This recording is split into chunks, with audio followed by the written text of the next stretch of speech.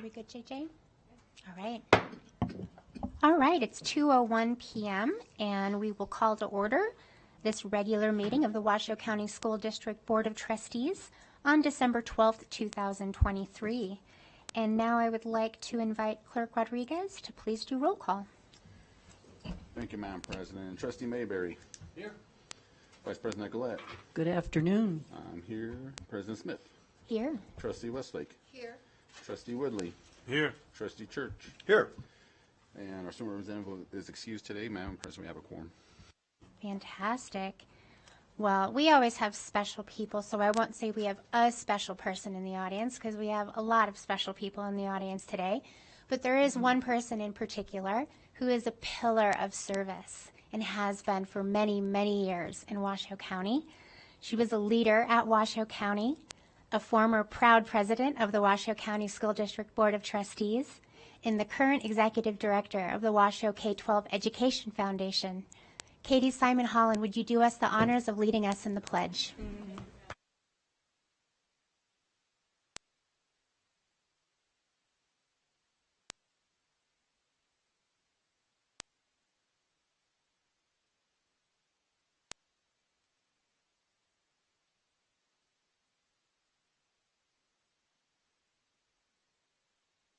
Thank you all. And now I'll be taking a point of privilege and passing the speaking off to Clerk Rodriguez for a moment of silence that he will lead us through. Thank you, Madam President. JJ, if we can get thank you, Madam President. So I just want to say kind of a few things. I know Nevada's been through a lot. I know our state has had more than its fair share of tragedies. From the Steady Race crash to the Reno riots to the Mandalay Bay shooting. And just recently our state has faced a couple more difficult and trying times, starting with the loss of two of our state troopers. Both left behind families, friends, colleagues, and a grateful state. Both of these gentlemen were killed on November 30th, 2023. These troopers stopped out to check the welfare of a motorist that was on the side of the road. A short time thereafter, at 3:23 in the morning, they were both struck and killed by a drunk driver. And didn't just stop there. The driver fled the scene, leaving them gone. This sent law enforcement officers throughout the region to search for the person responsible, and thankfully, a short time thereafter, our suspect was caught and arrested. And the unfortunate thing is that isn't all of it. Less than a week later, our state faced another tragedy, and a tragic loss of life on December 6th, where gunshots rang throughout the University of Nevada, Las Vegas, taking the lives of 3 victims and seriously injuring another. Again, this sent law enforcement throughout the region to respond and to stop the threat, and ultimately killing the assailant. It's moments in this that I'm saddened that our state has to face these tragedies. The loss of our state troopers, the loss of these professors at UNLV, it leaves a void of heroism and intelligence that cannot and will not be replaced. While Nevada is a large state, we are a very small community, and this is a ripple that sends throughout the state, and we all feel it together. However, as Nevadans, we have proven time and time again that we do not break down in the face of an adversary. We've always stood together, and we always stand strong. You guys remember the motto, Vegas strong. And that is what makes Nevadans battle-born. So I would like to invite all of you to stand with me now in a moment of silence for these 2 troopers and our 3 professors lost their lives.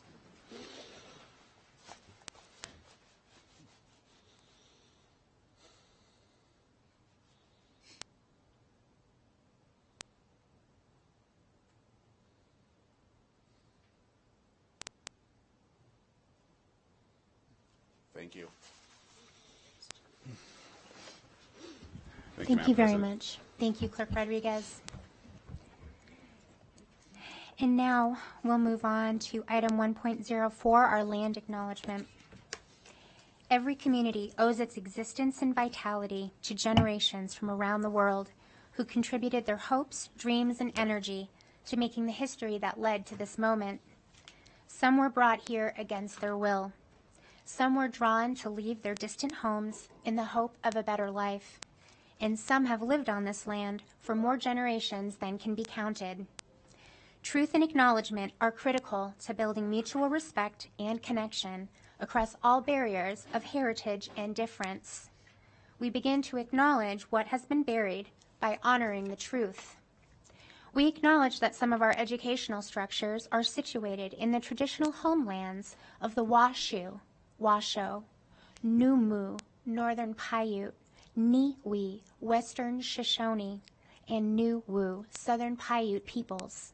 We pay respect to their elders, past and present. These lands continue to be a gathering place for Indigenous peoples, and we recognize their deep connections to these places. We extend our appreciation for the opportunity to live and learn in their territory. Thank you. So that closes item 1.04 and all of section 1 in their entirety and brings us to section 2. These are our consent agenda items. And for today, we do have items 2.02 through to items 2.13. I have not received any advance notice of my colleagues pulling any items, so I will look for lights. Seeing none. JJ, do we have any public comments for 2.02 to 2.13? John Eppolito for consent agenda item 2.03. Hi, Mr. Eppolito, welcome. Hi, Beth, thank you. My name is John Eppolito. I'm a former K-12 teacher. You can find 1,500 of us on Facebook at Protect Nevada Children.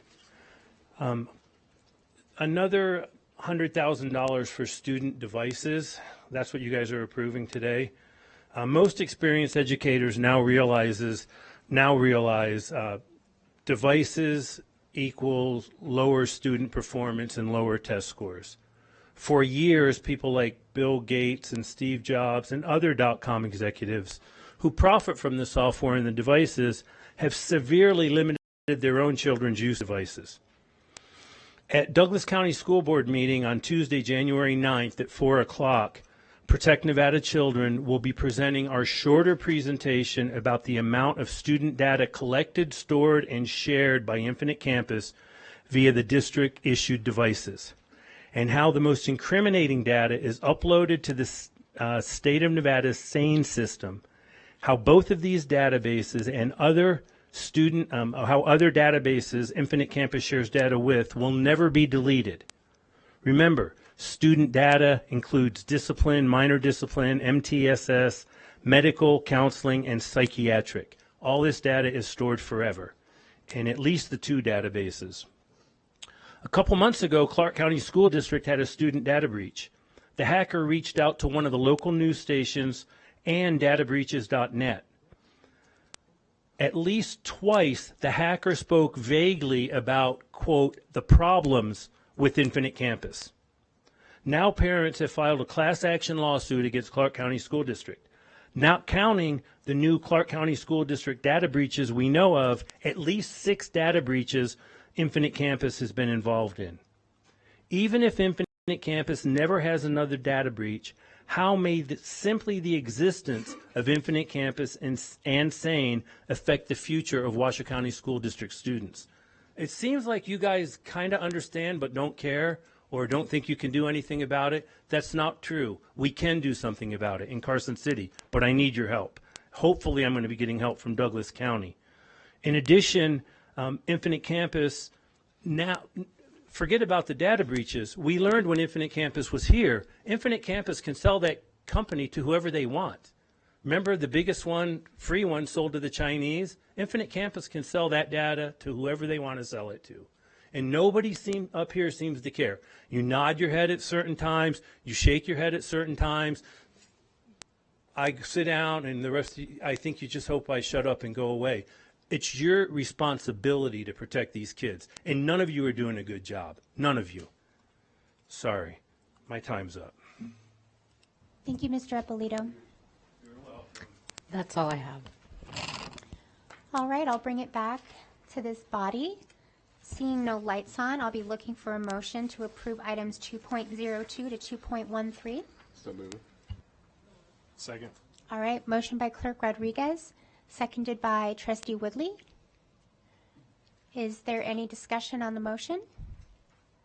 All right, seeing none, all those in favor, please say aye. Aye. Aye. All those opposed, nay.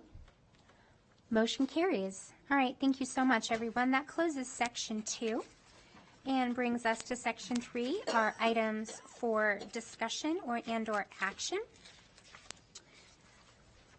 So before we open our first item, I do want to bring everyone's attention to item 3.06, and that's going to be coming later, and that's our presentation and announcement of the winners. That item will not be heard before 3:30 p.m., but I do want the public to know that that may also move on the agenda depending on when our students and our families come, but we will not be hearing it before 3:30. I just wanted to alert my colleagues that depending on where we are at that time, I may pull that one forward out of respect for our students and their families who are joining us.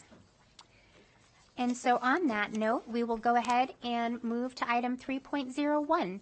This is the presentation, discussion, and possible action to approve the final district-wide facilities modernization plan, also known as the FMP, as recommended by the Capital Funding Protection Committee, and provides direction to the superintendent to implement the facilities modernization plan. This is an item for possible action.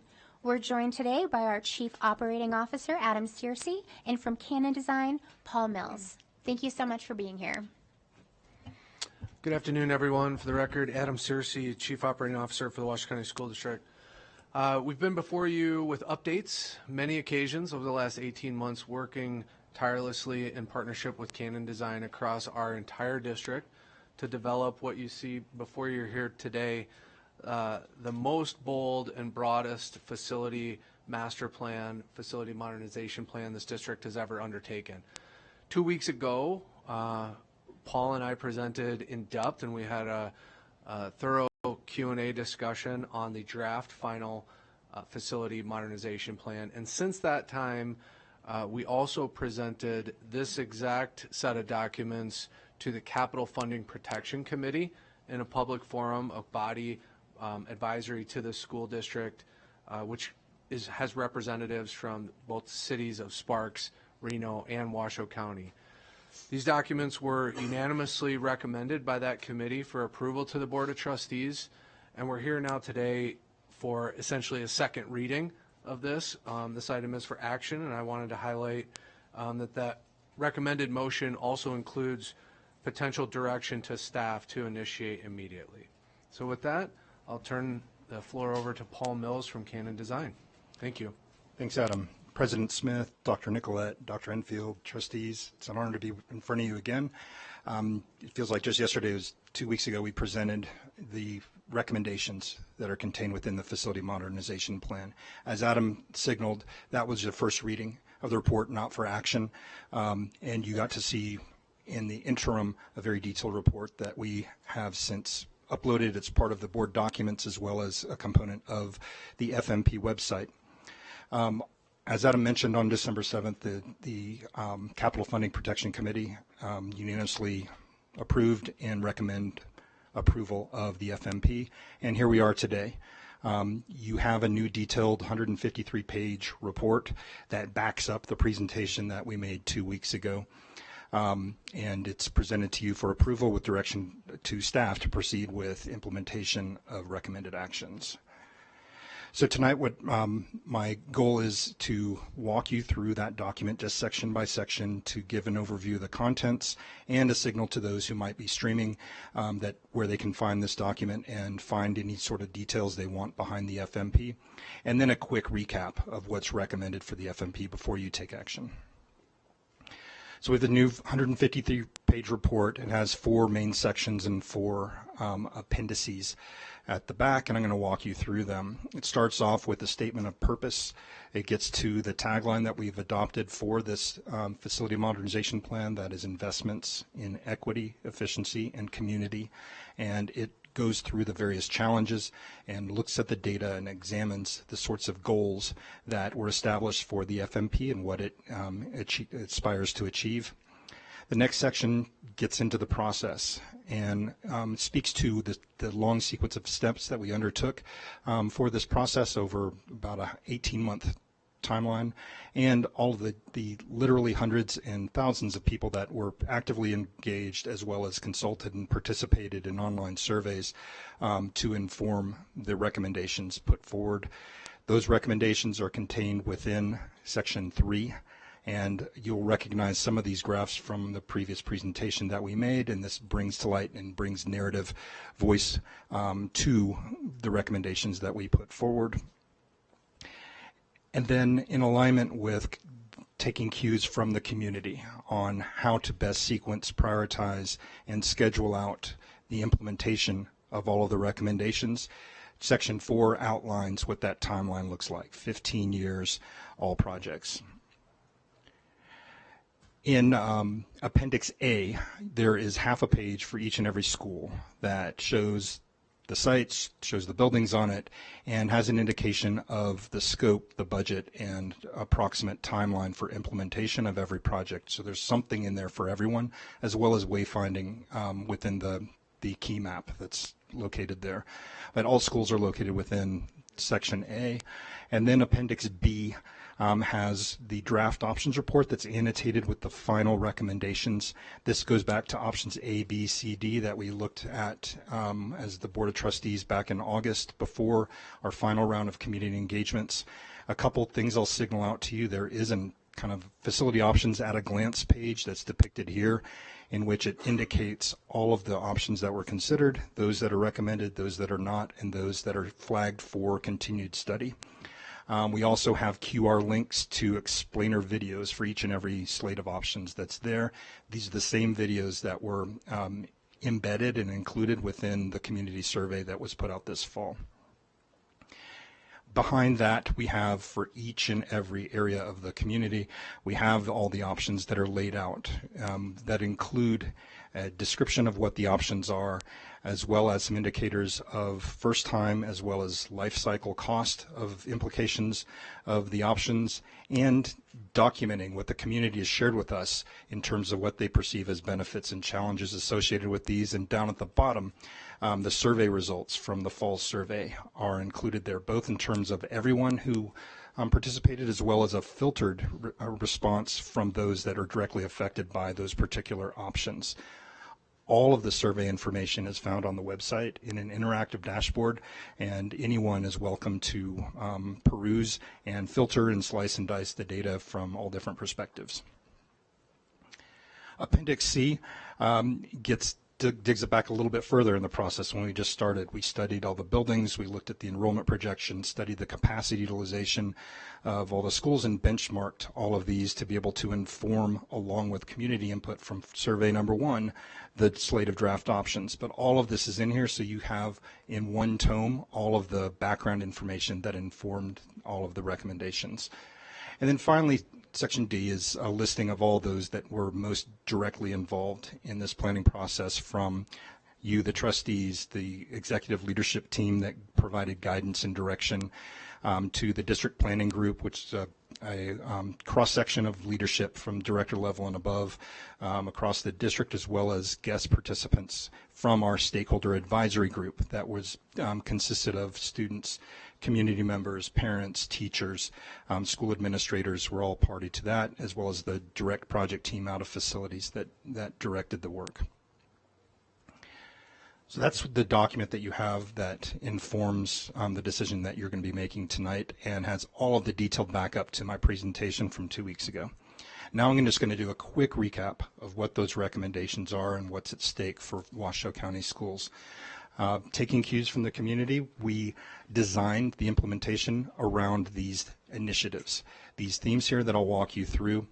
And the screen here is not quite as clear as in the printed format here, but it has a 15-year timeline, and each of these are laid out over time. So it begins with legacy projects continuing, honoring decisions and promises made, getting those completed in the form of Debbie Smith Career Tech Academy, as well as RISE and Vaughn Middle School. We also have recommended for this coming calendar year continued study in a few areas. One would be a pre-K-8 task force to look at the successful program you have at Mount Rose here within the district, as well as your in the community, your charter schools that operate under this model, and benchmarking also with state and national examples that are out there to study and commit resources to reviewing this as a potential implementation within your district. This would inform some capital projects that the options were to look at perhaps pre-K-8 in the areas of Pine, in Trainer, and potentially other schools as well.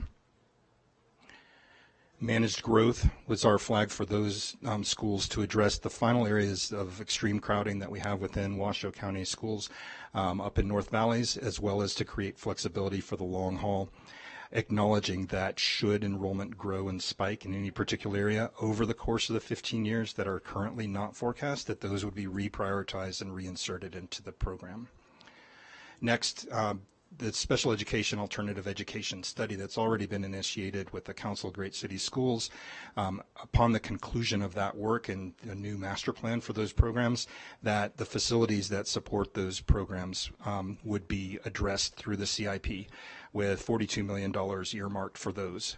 That would be your specialized special education services center at Piccolo School, as well as Turning Point, Innovations, and Inspire. And I will own that you do have facilities that support an online program with North Star that is an omission on here, and certainly they do, while a virtual program, they do have a home base facility, and we know that they have kind of been moving around from place to place, and that is part of some of the trade-up outcomes and things. There can be a new permanent home, and we didn't leave them behind intentionally. It's just we want to make sure that we acknowledge that they are part of your system as well.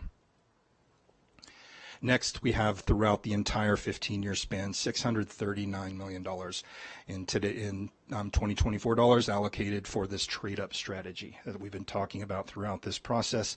It's a sequence of reconstructing schools, rezoning into new built schools, vacating schools in a way that they can be rebuilt as new schools, perhaps even a new grade configuration, which could channel further consolidations, concentrating your, not just your capital dollars, but your operational dollars into newer, fewer, and better equipped and resourced facilities that currently operate in 1950s and 60s buildings that are inadequate for today's modern instruction, that are beyond their useful lives, that are in very close proximity to each other, and due to demographic changes over time are in a situation where they're under-enrolled.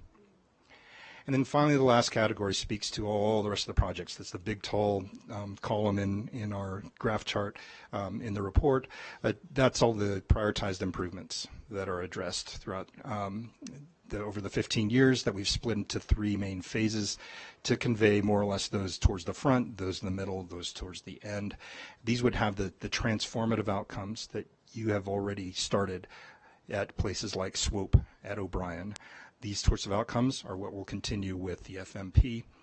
And as a quick recap, the FMP, Washoe County School District Facility Modernization Plan, addresses all of your schools within 15-year planning horizon. And this is done with your current funding sources. No need to go back to the community to give beyond what they've generously already committed year in, year out for the facilities of their schools. It addresses and eliminates overcrowding district-wide. And there's $140 million of avoided capital renovations at schools that will ultimately be repurposed for other beneficial use to the district and communities. That doesn't even take into account those areas where we're replacing schools outright, where there could be another perhaps doubling or tripling of that value. But there's a lot of cost savings and efficiencies baked into this plan. Then, and what's really exciting about it is the millions of dollars that, not just a one-time opportunity for savings, but this is with building the efficiencies and right-sizing your portfolio to address your current enrollments and projected enrollments, is that there will be millions of dollars annually saved that can be reinvested in the classroom where it really ought to be. That means more money for teachers, more money for programs, more money for student supports. These are the things that make school. That's where the magic happens. And being able to have double-digit $1 million of savings at the conclusion of a 15-year cycle is something to be very excited about. And finally, we do note that there's an exploration and a desire within your communities for improvements. And we have recommended this intense study about the pre-K-8 model as perhaps a new pathway, a new way to expand choice and opportunity for students and families. That's the FMP. This is based on core values and principles, informed by data, and developed transparently with participation of stakeholders throughout your county, and at the end of the day provides transformative outcomes for all of your students for generations to come. Incredible. Before I give my comments, can you quickly remind us and the community exactly how long this facilities modernization process has been from start to finish? We started at the end of last summer in 2022, so we're approaching 18 months. This work is incredible. The work you're presenting now for our consideration and potential vote is the realization of the dream that was WC1. People in this community and legislators and so many champions came together to do something that they were told was impossible. And we have the potential tonight to not just show everyone that that investment was possible, is happening, but promises made and promises kept. I am so excited to see that every single school in our portfolio will be touched by this within 15 years. And I particularly love the time that was spent in each community to listen to them individually in the languages that they speak, for the values that they hold dear and that they need, to come up with plans that were not just a formula across the board, but representative to what each neighborhood needs. We're ready for growth. This delivers on that. And I think you have done an outstanding job. And I also want to say thank you to the thousands of staff members, parents, families, students that have participated into this process. I think the work that you've done is remarkable, and I absolutely appreciate that you did come back and ask for additional time because you wanted to continue that listening process, and I absolutely believe that that was the right call. So job well done on my side. Thank you so much. Thank you, President Smith. I feel better than I sound. I would echo everything that President Smith has shared. And I also want to acknowledge Adam Searcy's leadership on this. From day one, he was our district champion. He understood the magnitude of this project, and he led it with heart and ferocity and tenacity that I think is just impressive. So, Adam, thank you for your leadership. Paul, yeah, you can give him a hand. That's fair. Paul, I want to thank you for your partnership. I know that we threw a few monkey wrenches in the process along the way, but you were so committed to this process being one that was truly true to this community. And building on what President Smith has said, the fact that every school in this district will be touched within 15 years. I have colleagues around the country who couldn't even dream of that. And that is a testament to the generosity and the commitment of this community. And because you know I'm all about telling the Washoe County District story, you need to present this at the Council of Great City Schools next year, because there's a lot that I think other districts can learn from this. The product is wonderful, but the process was equally extraordinary. So thank you. Thank you, Superintendent Enfield. And I do see your light on, Trustee Church. I will also add, and I've said this again, and it's worth saying one more time, that where you learn is almost as important as what you learn.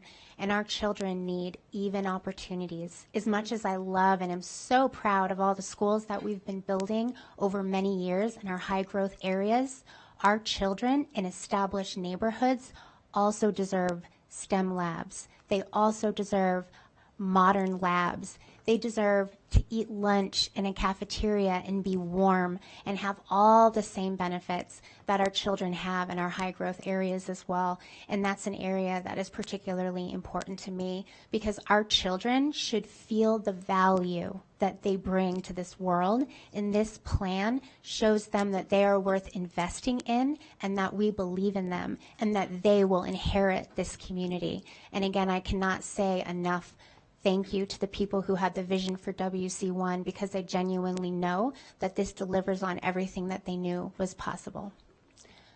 Trustee Church. Thank you. First of all, excellent report. I mean, just an excellent job. We've discussed this ad nauseum before. Jokingly, I gave you guys an A, not an A plus because of a couple little glitches in there, but overall just a wonderful report. For the people that don't know, basically what I'm seeing in this long report is that we keep some schools, we may be closing some schools, many of the schools will be remodeled, many of the schools will be remodeled basically down to the studs where it's almost a new school, kind of like we saw with O'Brien. We will save money by closing some of the schools, remodeling them to energy efficient modern purposes, saves money. I did bring up comments previously in our meetings that the idea of co-locating schools may be something we look at as we do this. And as I comment on this, I'm making comments, but staff, Canada Design, or fellow trustees, feel free to opine on that. We are seeing dropping enrollment, and that's obviously factored into this. As you mentioned, if something changes, if some super large private school closes, hopefully we can accommodate that. That's not likely to happen, but we can.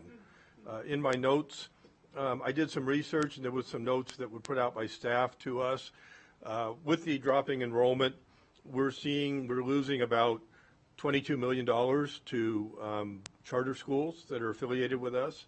And losing is not really the right term. That's the right of parents to go there, to have a little capitalism and competition. I see estimates nationally that about 1% of high school students are taught in homeschooling, and I copy that to be about 44 million in loss to us, but again, as is the right. And then we have students that are going to private schools. So we're adapting to that. Your report addresses that. And again, it's just an excellent, excellent report. So moving on, I do have to bring up two other issues. The big elephant in the room in my district is Incline Village. So for those people that are watching, and again, anybody correct me if I'm wrong on any of this, your proposal, and it's a quote, commission a 3 to 6 month independent study with local representatives from Incline's geographically remote schools to, and essentially, end quote, to study the problem. That sounds like a good idea. There were some ideas that it would be upwards of 25 members, of which maybe a third might be WCSD employees. So I just want to go on the record opposing that idea. That's not formally part of this, but if we're going to do that commission to study Incline Village, and most specifically Incline Village Middle School possibly closing, I have about 11 different ideas and points why I think that's a terrible idea. But if we're going to study that, I want to see a very small group. I would suggest maybe that IVGID up there might be able to appoint people to study it, some other group, or even us trustees, maybe just one each. Each trustee appoints one member, 7, but not, 25 just won't work. It's just not going to work. I like the idea that it would be done in 3 to 6 months. I think that's great. So I wanted to put that on the table, though, for any inclined folks that are listening. And finally, and this is important, over and all, we've heard today a number of people thanking the voters for WC1. I wasn't going to bring it up, but because it's already on the table, I'm going to bring it up. 40% of our public voted no for WC1. I respect that. I was one of the ones that voted no because it never ends. That was the main reason.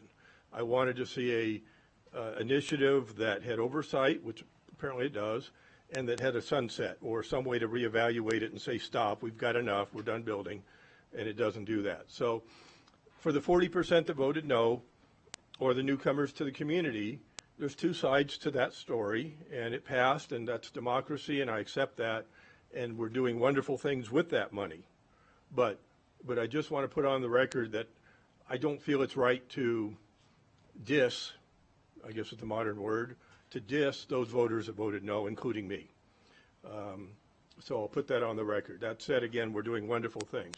Again, for the public that's not aware, that raised the Washoe County sales tax to 8.265%, while other counties are as low as 7.1.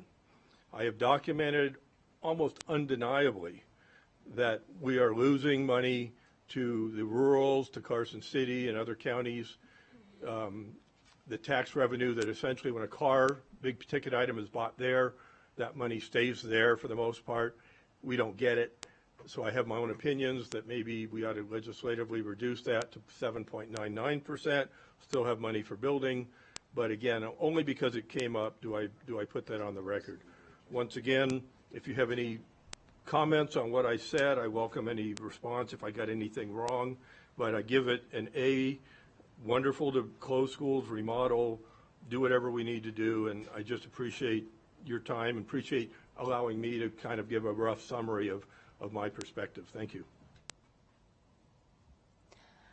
I think this would be a good opportunity for everyone that's watching, and also as a reminder that if this were to be adopted tonight, that these projects don't just automatically happen. So everything that happens next will come through the facilities team, through capital funding, and then back to this board. So I don't want anybody to think that if we were to vote for and approve this, then all of a sudden all of these projects happen over 15 years automatically. Every single one of these projects will be carefully thought out, considered individually, and then come back through all the proper channels for approval. So thank you. All right, seeing no other lights on, JJ, do we have any public comment? Pablo Navaduran. Hi, Mr. Navaduran.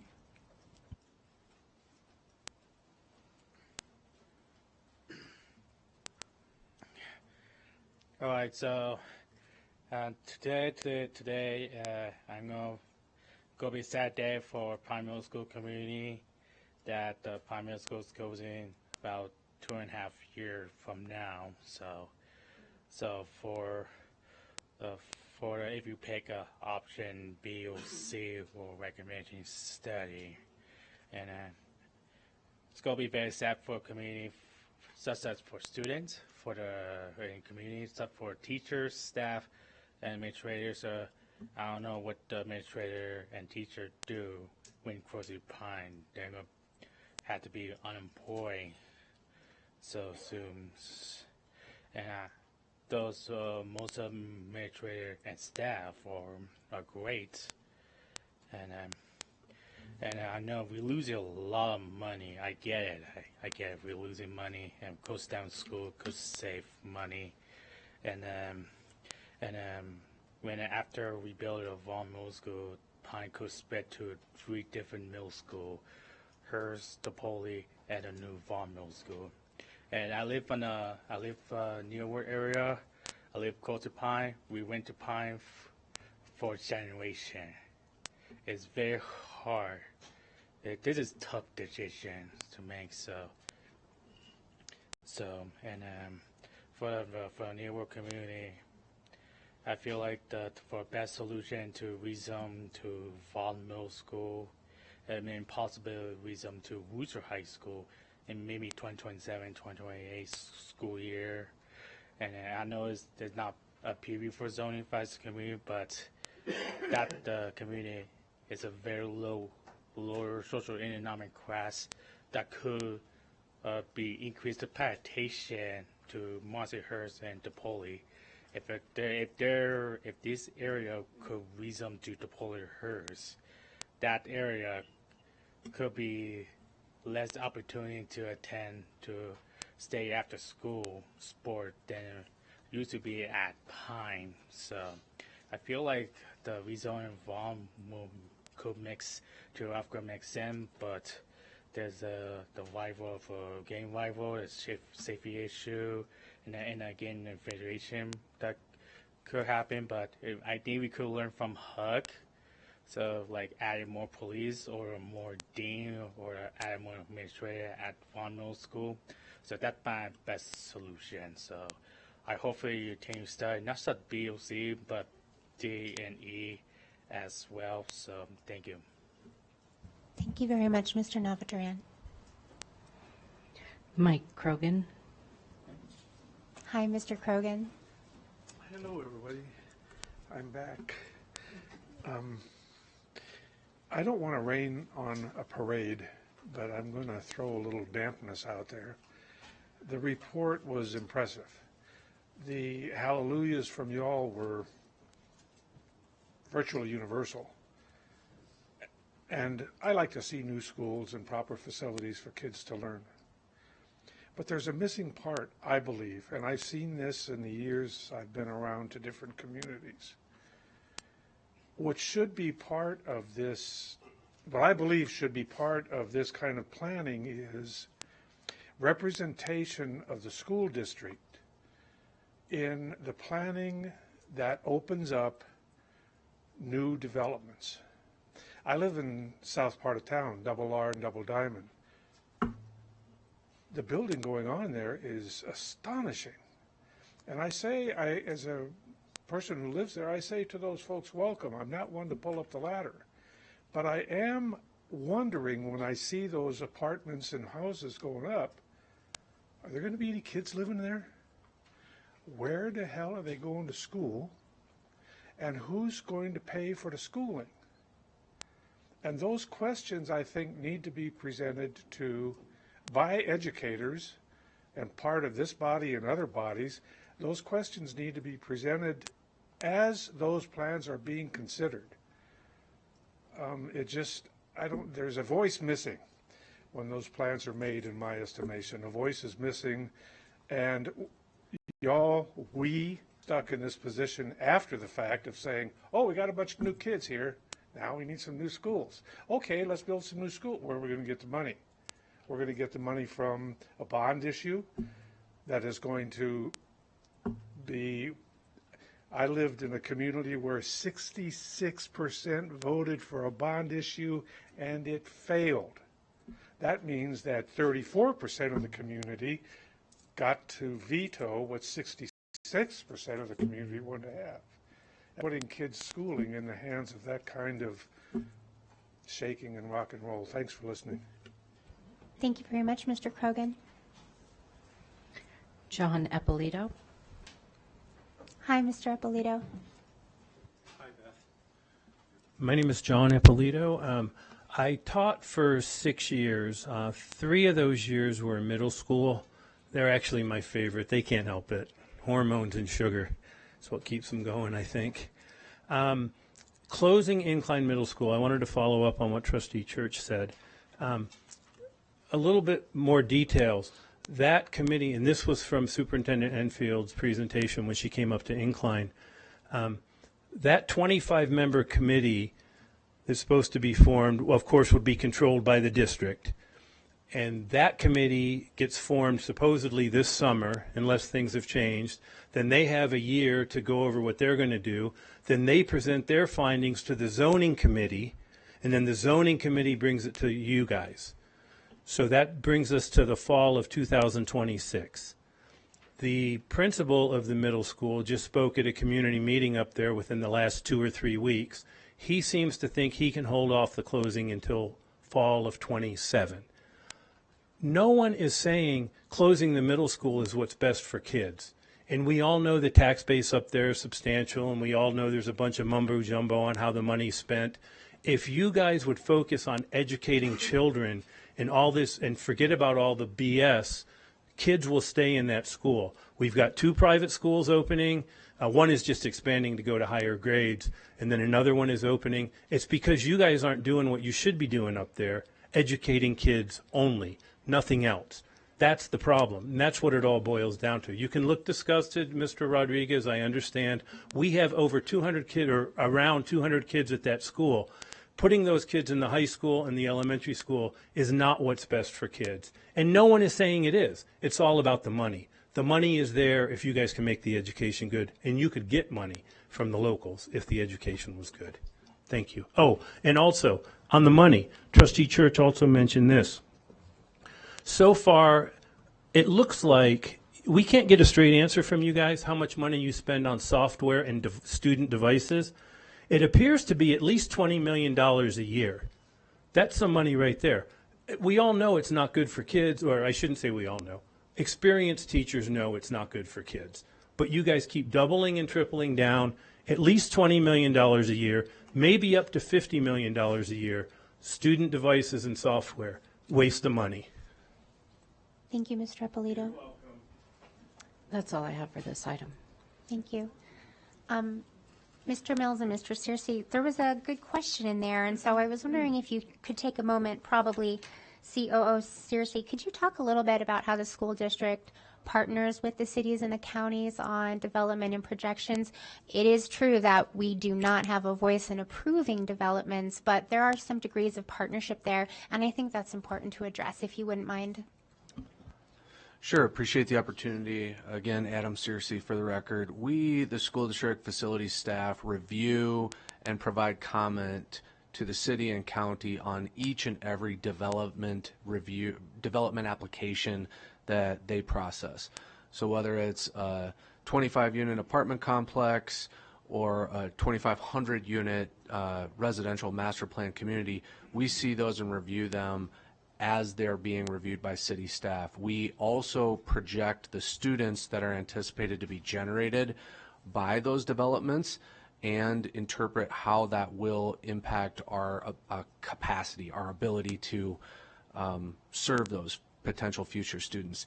And since WC1 passed, we now have the confidence to proactively take steps to address those future needs.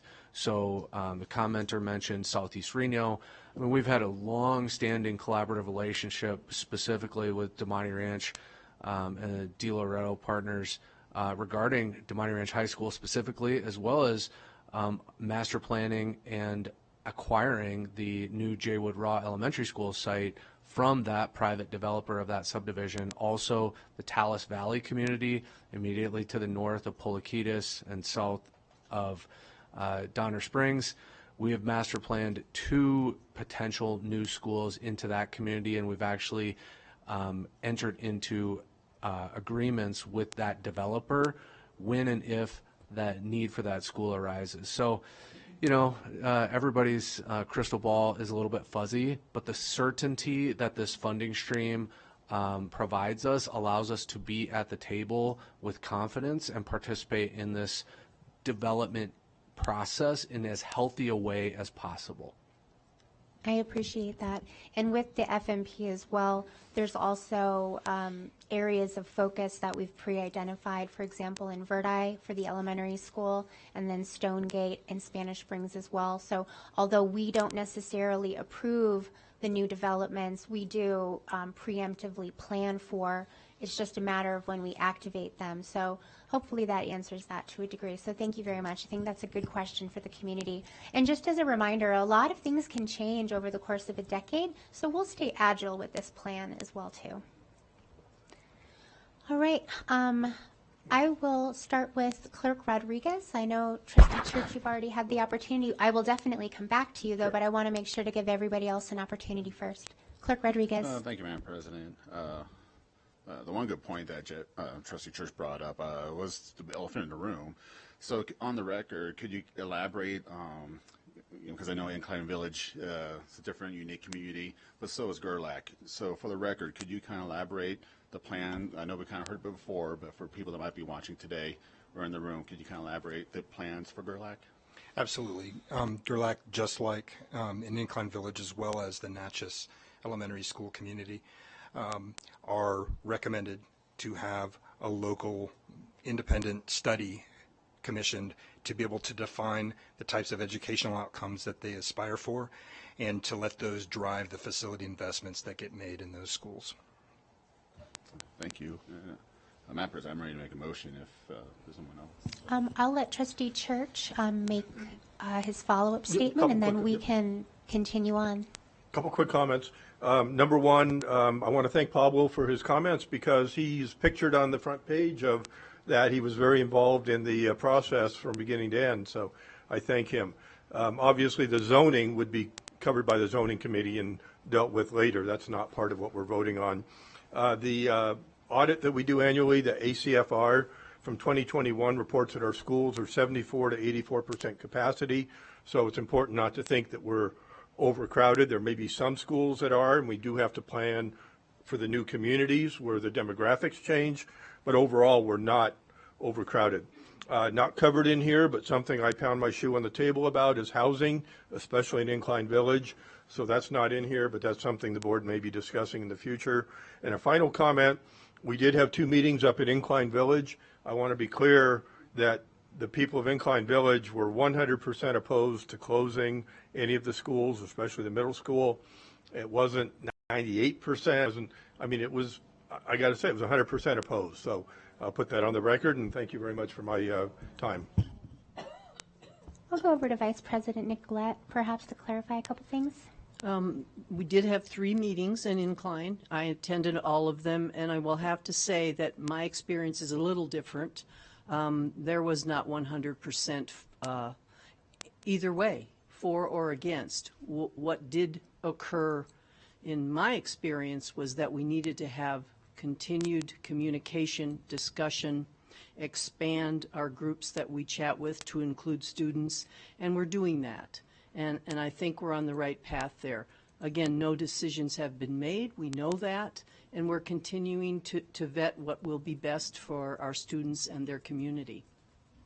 Yeah, that's a very good point. And it's not just Incline, it's our Natchez community, our Gerlach community, and then also Incline. So I appreciate taking that extra time so that they can really be heard.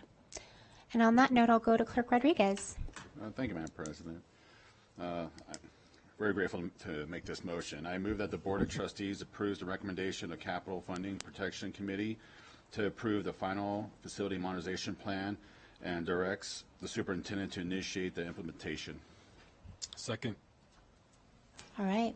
Motion by Clerk Rodriguez, seconded by Trustee Woodley. Seeing no lights on, all those in favor, please say aye. Aye. Aye. All those opposed, nay. Motion carries. Congratulations.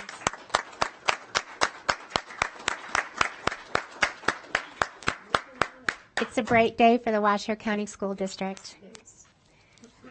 And I don't think you're going to go anywhere quite yet. No, okay. That closes item 3.01 and brings us to item 3.02. This is the presentation and discussion regarding the reduction of current Washoe County School District bus transportation walk zones.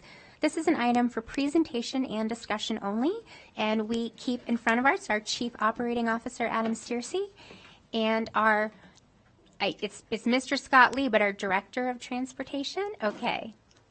Thank you for being here.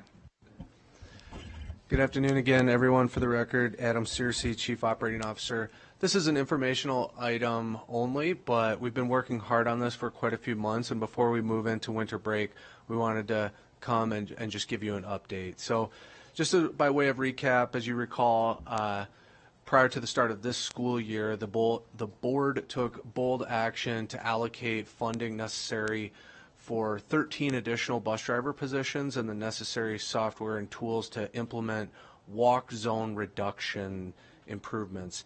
Specifically, the current walk zones, or the distance from a school in which transportation is not provided at elementary and middle, are currently 1.25 miles and 2.25 miles. And this action is intended to cause those to be reduced to 1.0 and 2.0 miles as soon as possible.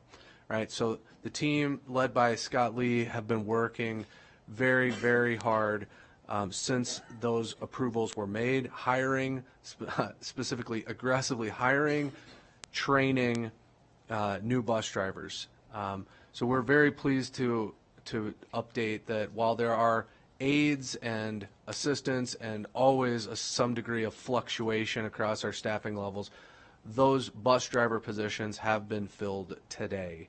So we're very pleased with that portion of the progress. Additionally, we've acquired a modern software routing system. So this is potentially extremely valuable tool, especially when compared to the antiquated software that we've been operating with for some 10 years past. But as you can imagine, the migration of all of that data into the new system, coupled with the recomposition of all of these new routes, has been very laborious. They've had tremendous success. The team, again, in partnership with the vendor, has worked many weekends and additional hours to try to bring this to bear as soon as possible. There are tremendous statistics often associated with anything we do district-wide. Over 500 specific different general ed routes across all of our bus routes, and individual bus stops, almost all of which need to be adjusted slightly for safety and efficiency purposes. It's not as simple as just adding that last quarter mile to the system. To optimize all of these changes, ideally, nearly all of them have to be adjusted. So in order to do that most safely and most effectively, we wanted to give you an update, but also signal that the implementation is likely going to come a bit into the second semester, likely in February. So we had previously signaled some potential desire to start at the onset of the second semester. As I mentioned, for precision or success, all measures of success, safety, accuracy, et cetera, but also because of some of the change and sometimes confusion that goes along with that start of the second semester, we're looking to come back in likely the first meeting in February, begin with robust community engagement. Late January, early February, we want to make sure that every student is aware of their potential eligibility, is aware of their likelihood of their bus stop location being adjusted, things of that nature. Make sure that no one is confused when we do make this change, but also make sure that every student who is being afforded this new opportunity, that is having these barriers of access reduced and minimized, that they are aware and take advantage of the opportunity to the greatest extent possible. I understand from Scott and his team that these changes will cause some 2,600 students to potentially be newly eligible for transportation. Those are just those new walk zone students, or now riders. But also we want to reach all of our riders, because again, if you're riding the bus today, when this change occurs, you may need to pick up the bus at a different location, and we don't want somebody showing up at the wrong bus stop, stuff like that. So again, in January, early February, we will roll out a comprehensive communications plan. We'll be back before the board for an informational presentation to really highlight the details of that. But before we went into break, we wanted to give you an update and ensure that there was no misunderstandings heading into second semester. This is where we're at. We're really pleased with the progress. I can't say enough about the dedication and attention to detail of Scott and his team. But really, that's all the content I wanted to convey today, and happy to discuss anything with the board. Thank you. Thank you very much. And you answered the question I had, which was the ballpark of how many of our children will now have access to bus transportation, particularly as the worst parts of winter hit. I am really proud of this board and the district for taking this step. This was made possible due to the more appropriate funding that we received from the state, and then also this board prioritizing its values and mission around providing children who live in the furthest parts of our community bus transportation. And so we also anticipate and will be closely monitoring improvements to absenteeism, that this may also be able to help. So just want the community to know that once this is implemented, we will start watching that as well, because we do anticipate positive changes. Trustee Woodley, followed by Trustee Church. Thank you, Madam President. This is very good for us to see.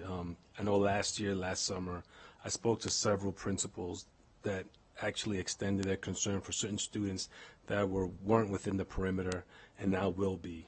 So I just want to express my gratitude. Thank you very much, because it means a lot, and it can make a big difference as to whether a child does attend class or not. Thank you. Just a couple quick comments. Number one, this shows a perfect example of the board coming together, expressing their concerns and priorities, and staff dealing with it. And then I don't give compliments too easily, as most people know, but Mr. Searcy always is so prepared. He is so succinct, direct, covers the issues, and this is a perfect example. Very well done. So don't let it go to your head, but excellent, excellent presentation. Thank you, President Smith. So along with servicing our children, I just want to draw attention to another spin that just popped into my head, and I want to thank Mr. Searcy and Mr. Lee for this. This is also providing employment opportunities for individuals, and thank you for your diligence in hiring these individuals, but they're also servicing the community. So we're benefiting the community, we're providing employment, but these individuals also service our children and our community. And I think that really to be, celebrated, because we are a community and we all need to work together. So thank you very much for that. Thank you, Trustee Westlake. Trustee Mayberry. Thank you, Madam President. I'm going to pile on, so don't let it go to your head.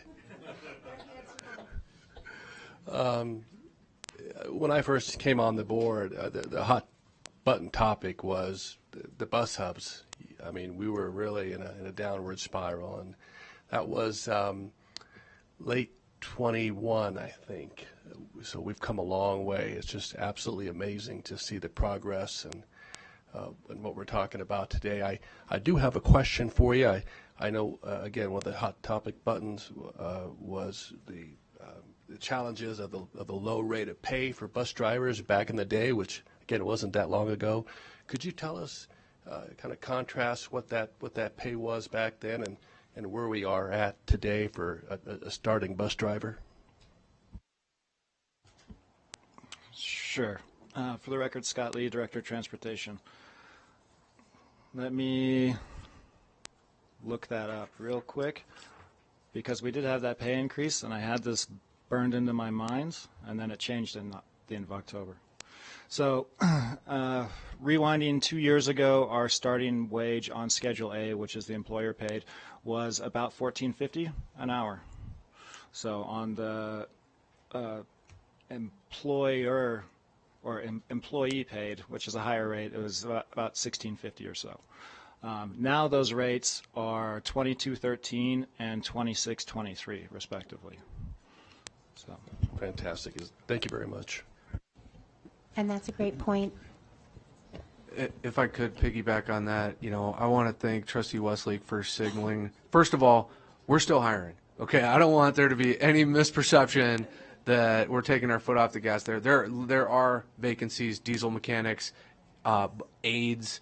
These are open positions that provide very important benefit. These are the first experience and the last experience that our children have with the Washington County School District every day, and these bus drivers and the many people that work in the transportation department provide a really special service to those kids. And then also, thank you, Trustee Mayberry, for providing the context of where we were just 24 months ago in this area. It was dire, and those changes are very significant that Director Lee just described, but they were born out of unprecedented level of necessity, and thankfully they've been effective. Absolutely. It's worth noting that we as a district and as a board believe in compensating our professionals as the valued team members that they are, and this is another way of showing that. So thank you. Excellent point. All right, seeing no other lights on, I think we can go ahead and close this item. So we look forward to having you back in the next year. Thank you. Thank you. All right, that closes item 3.02 and brings us on now to 3.03. This is the discussion and possible action to consider the character and/or professional competence of Dr. Kristen McNeil, pursuant to Nevada Revised Statute, also known as NRS 241.031. This portion of the meeting will remain open to the public, and administrative action to immediately appoint Dr. Kristen McNeil as Interim Superintendent of Schools per Board Policy 90826A. This is an item for discussion and possible action, and I am your presenter on this.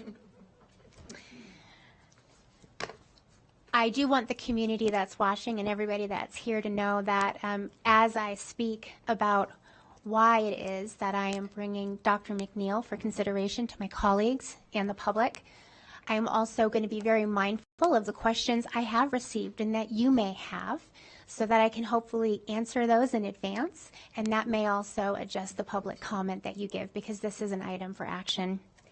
So we know that we are faced with the unexpected circumstance of having Dr. Enfield having tendered her resignation. And as board president, my mind immediately turned to making sure that the progress that we've been making, the fantastic 3-year strategic plan and all of its bold goals, which our students and staff deserve to see come to fruition, to make sure that we maintain that progress. In addition to maintaining the progress now, we will, at some point, likely early in the new year, also be turning our attention to a search or recruitment of some approach to bring on a new superintendent of schools to the Washoe County School District.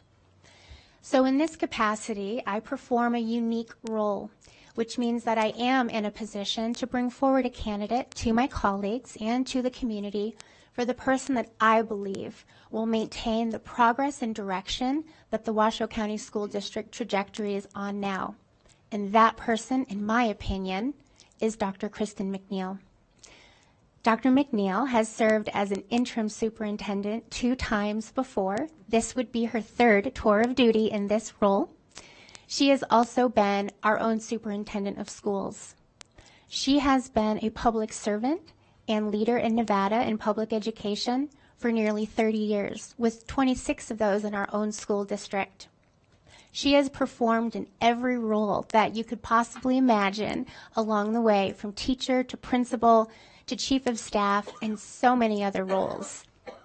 And something else important about Dr. McNeil is that she is not interested in this role in the long term.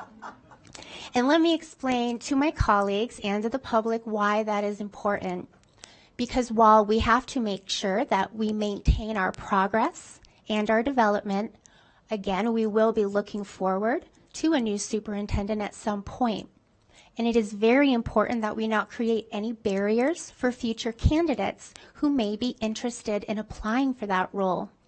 So with publicly stating that Dr. McNeil is not interested in this role in the long term, it means that every potential applicant who may propose themselves for that role can feel confident that we have not put someone into this role now that could conceivably be in that role permanently. And I really do want to emphasize that a lot.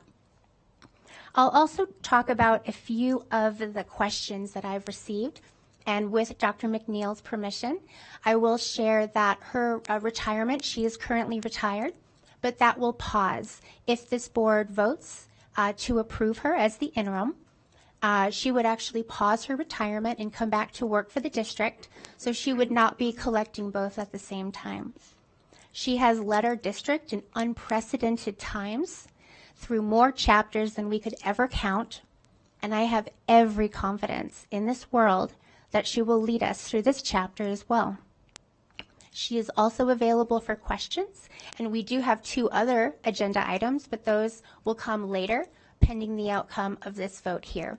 But Dr. McNeil is available for questions if any of my colleagues have them. And so at this time, I will see if anyone has any questions of me or Dr. McNeil before we go to public comment.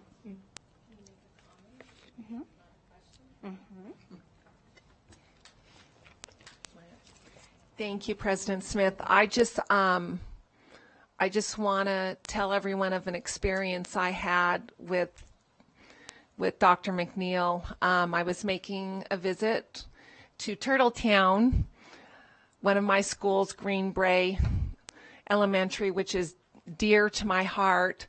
And here, to my surprise, is Dr. McNeil coming in, saving the day as the interim principal for our children at Greenbrae Elementary School. And I think that's commendable, the heart that she has for this community and for our children and to serve. So I wanted to share that. Thank you. Thank you very much, Trustee Westlake. And that's a very good point. Technically, Dr. McNeil never left. So this is just a continuation of the service, the decades of service that she has shown our community. Trustee Church. Thank you. Yeah, I had a number of public comments, positive and not so. And as I come into this, open-minded, literally not knowing as I speak exactly how I intend to vote, Dr. McNeil's resume is beyond any question. Her dedication and qualifications, beyond any question, are superior. And the fact that you bring up the PERS retirement versus whatever pay she would get is practically working for probably less than an entry-level teacher is going to be making when you lose that PERS. So, yeah, that's a big, big thing that shows her dedication. I love the idea that we're not appointing somebody who's posturing to run for the long term. The problem I had in my constituents was they said, who made that decision? Were you consulted? And I'm like, no, not really. Kind of a shock to me too. Well, why don't we put it out to the community? And I said, I agree with your concerns. There may be members of the community or whatever that we could have put it out or could put it out for, say, 2 weeks and then make a decision based on who responds. So that's my concern. I haven't decided how I'm going to vote, but that's the hinge of my concern is that we're not, as a board, it's all or nothing. It's Dr. McNeil or nothing without any other input when there might be somebody extremely interested and capable as well. So pass that on, and again, I'll have to vote when I vote. Which is when we all vote. Trustee Woodley.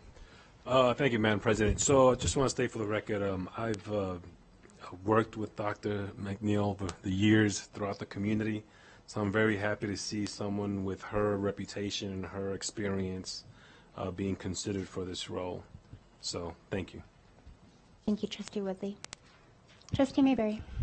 Thank you, Madam President. I appreciate the agenda item. I think what's important to me, and I think a lot of people, is continuity and stability. And I think that's really critical during this interim time. The most important decision that we'll make is hiring a new superintendent. This is important as well. Dr. McNeil has the relationships internally already. She has the board relationships. This is the kind of appointment that, where we won't miss a beat, particularly as we embrace and move forward on our strategic plan. I mean, we have a roadmap in place. We just need a new captain with experience and wisdom, and Dr. McNeil will bring that to us. And I'm delighted that she's in the audience, because that tells me that she's willing to accept it should she be offered it. But thank you. Dr. Enfield. Thank you, President Smith. I just want to personally extend my full support for Dr. McNeil in this interim role and my gratitude to her on both a personal and a professional level for stepping out of what I know is her best life to come back in and do this incredibly important work. We're very, very fortunate that you were in a place where you could come and say yes. And I can assure the staff and the community that during my onboarding process, Dr. McNeil was generous and instrumental in sharing all of her knowledge, and that I am committed to creating a seamless transition plan of support to make sure that I can provide her with whatever she needs and answer any questions she has so that she can hit the ground running. So thank you, Kristen. Thank you, Madam President. I do also just want to echo what Trustee Mayberry and Trustee Westlake said.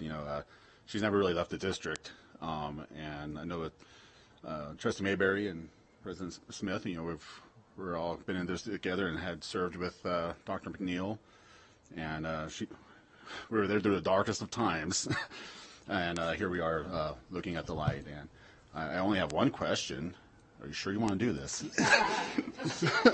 Don't ask that. But with that, I am ready to make a motion. After we do public comment, but I will tee you up. JJ, Vice President Nicolette, I'm so sorry. Oh, no, that's fine. And I too had the question, about should we have done this differently? And here's where I landed. Time is of the essence. We had before us a stellar leader who's proven themselves, both their heart, their mind, and their hard work. And so I was very comfortable with moving ahead because, again, time is of the essence. I appreciate that. This is a unique opportunity that not all presidents get, and it is a role that I perform in thanks to my colleagues voting me into this authority, and it is something that I've given a lot of thought to as well. On that note, JJ, I'd like to welcome public comment. Katie Simon Holland. Welcome, former president of our board, Katie Simon Holland. Thank you, President Smith. I knew you'd make me go first, JJ. Thank you, President Smith and Superintendent Enfield and trustees and staff and all the assembled folks that are here today. I'm currently the board president of the Washoe K-12 Education Foundation, but I'm here today as an individual speaking, and I thank you for the opportunity to speak. As trustee and school board president in the 2016 to 2020 team, I worked closely with Dr. McNeil, often through our daily 5:30 and 6 o'clock a.m. phone calls through crises and through successes that this district went through. And I can tell you there is no one more dedicated, more qualified, or committed than Dr. McNeil to the best for the families of Washoe County, the students, and the staff. She is thoughtful, experienced, an outstanding listener. She's patient, and she respectfully considers all points of view and seeks solutions that reflect the best available thinking. She's ready to step in day one, as you all have said, and be able to keep moving forward on the board's goals, which is important to all of you, and it's important to your staff, and it's important to the families, and particularly to the students. I'm proud to encourage you to approve her appointment as interim superintendent, and I want to thank her for her sense of commitment to step up and take this on, as you have also mentioned. And I also want to thank Dr. Enfield for her time here with us. She knows how disappointed I am to lose her vision, her passion, and her professional expertise, but I wish her all the best. And I thank this board for the support they have given her in reaching for the bold goals that have been adopted for the future of the Washoe County School District. I also want to wish the board well in having to select the winning holiday card this afternoon, because that is a tough job. But I will always be a supporter of Team WCSD and look forward to continuing to do what I can for your success. Thank you. Thank you so much, Ms. Simon Holland. Valerie Fianaka. Hi, Ms. Fianaka. Welcome. Merry Christmas. You look festive, Colleen. You too, Jeff. I wanted to thank you, Kristen, for stepping up. That's awesome. We all know you're qualified. I have a question, though. If we hire Kristen, do we still need to pay for 2 administrators? Can anybody answer that? I know you're not supposed to interact with me, but can you interact with me and answer that question? I will after your 3 minutes. Okay, great. Also, if we can hire her for so much less, as I read in the board stuff, have we been paying too much for an administrator? That's my other question. I'm very happy that my gut instincts were correct about you. I didn't think you'd be happy in Reno. I think you're very much better suited for Seattle. Seattle's your home. And my gut instincts are 100% right, and they still suit me really well, and I can still count on them, and I'm happy about that. Thank you, Ms. Fianaka, and I'll take up those questions after public comment, okay? James Bentham. Hi, Mr. Bentham.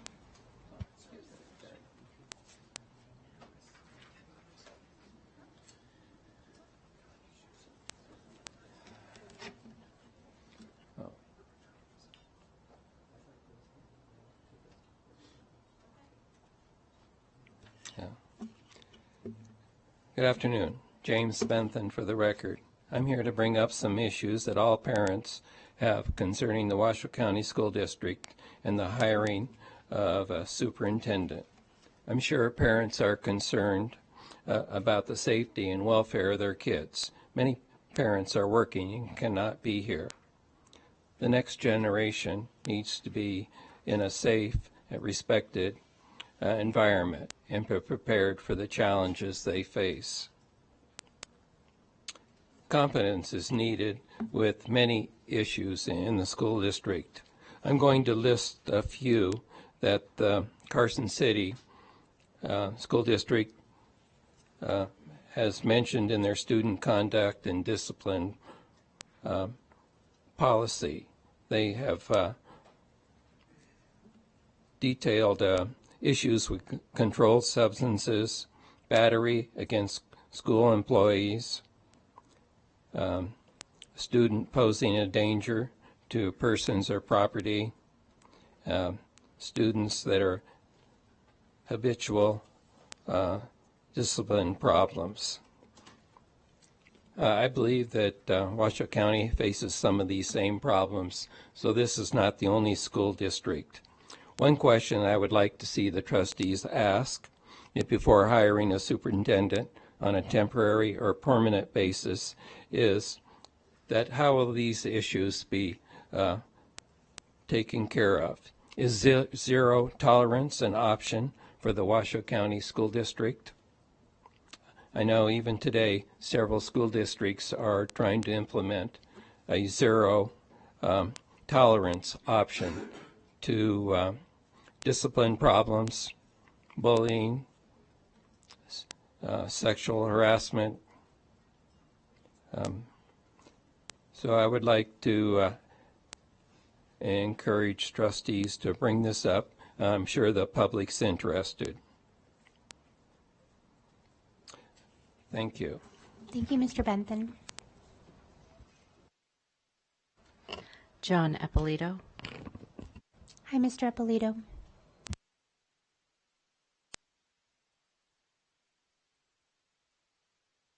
What? My name is John Eppolito. I'm only speaking for myself. Personally, I've always liked Kristen McNeil.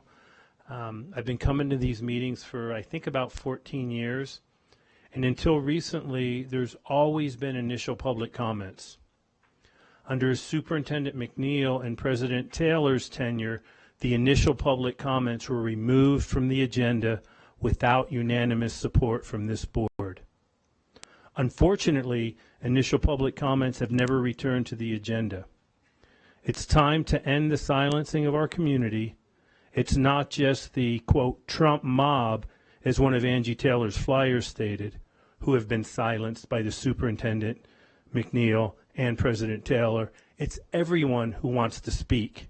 Teachers, parents, staff, and community members.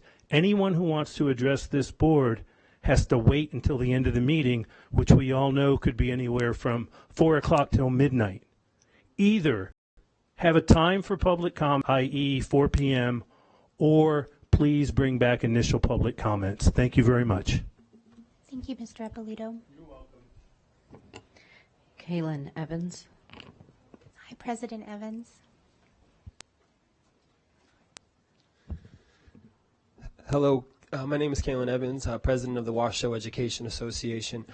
First and foremost, wanted to say thank you, Dr. McNeil, for stepping up like this. And I also really appreciate the board's urgency in getting a replacement put in as quickly as possible. Because to be very clear, as an organization, oh shoot, that's my, I apologize. Stop. I have a meeting coming up soon, sorry. As an organization and the unit that we represent, we have absolutely zero intention of taking any steps backwards. And not only are we not going to take steps backwards, we are not in a holding pattern, right? This is not something like, hey, we're going to get to this next year. We are full throttle, keep our foot on the gas. We have 60,000 students who are desperately depending on us to continue the momentum.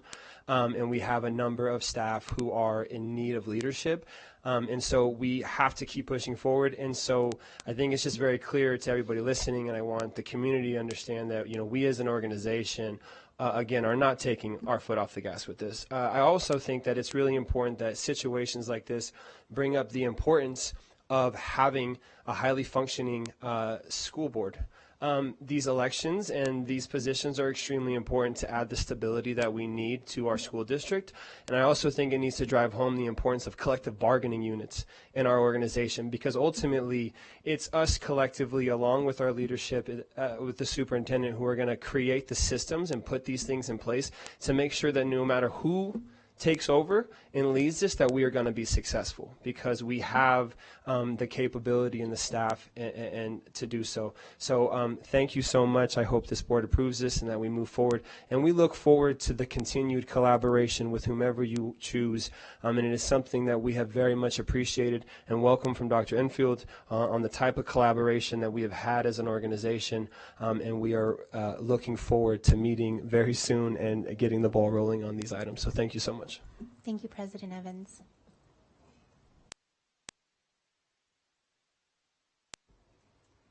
Jonna Aucoin. Welcome, Principal Aucoin.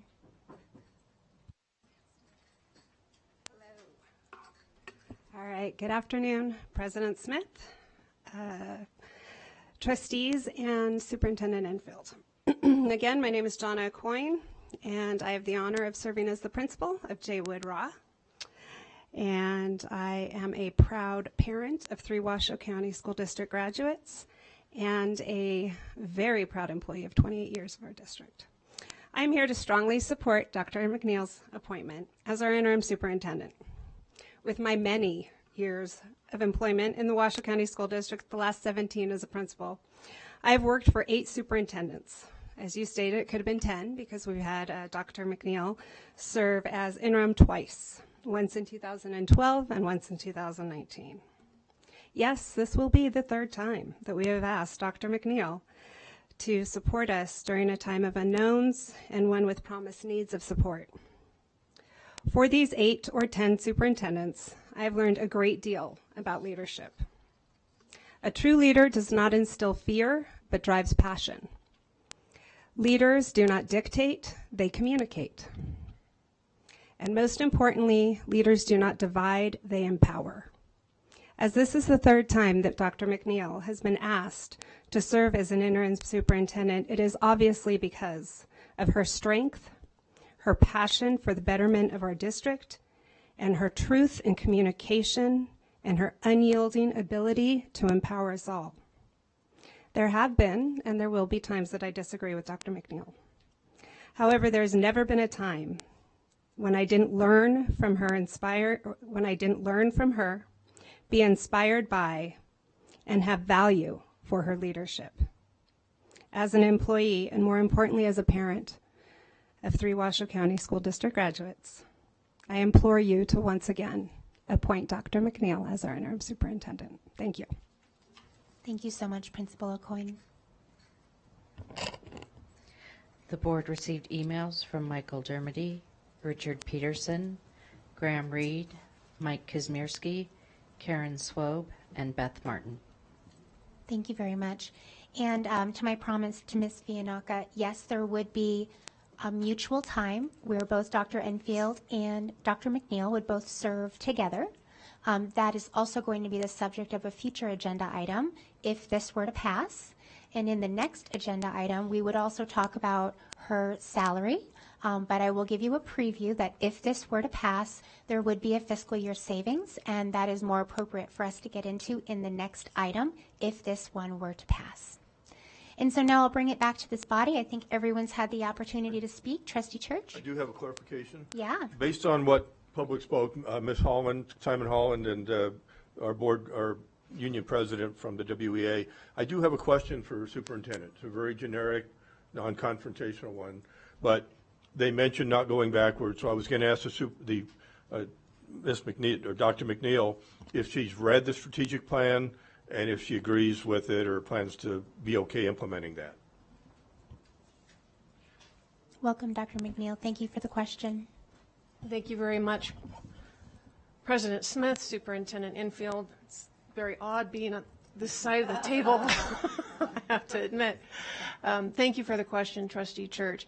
Yes, I have read the strategic plan, and I know some of you will laugh at me, but I actually do watch the board meetings. So I watched the approval process. I didn't go to any of the community meetings for a very good reason, because this is Dr. Enfield's district, and so I just felt that that was not appropriate. But yes, sir, I have read, digested, and know that we will continue with every student by name, face, or name, sorry, name, strength, and need. There you go, with the input of our communities and families. Thank you, sir. And with that, I'll just say, I do think there might have been some other people I would have liked to invite. That's not on the agenda. The agenda today is a yes or no on Dr. McNeil. The community is obviously overwhelmingly in support, so I have to recognize that, and my vote will probably be a yes. Thank you for that. Trustee Mayberry. Thank you, Madam President. I apologize. I know I already said a few things, but some of the speakers kind of triggered some additional thoughts that were important to me that I wanted to say. And I think it is critically important that we don't make during this interim period that we're not in sort of this helicopter mode. We're not in a holding pattern was the term I was looking for. So another real reason why I think Dr. McNeil is the perfect choice. And I want to compliment you for your leadership in bringing this forward. I think that was really important. I appreciate your question too, Trustee Church, on the strategic plan. I truly believe that we will hit the ground running and won't miss a beat, because we have too much to do. It's too important. There's too many things that are at stake that are important for us, improving academic performance here in this district. And I know our previous superintendent will do that. And I wouldn't be able to sleep tonight if I didn't also acknowledge the service. While short tenure, my gratitude to Dr. Enfield and all that she's brought to this district. So thank you.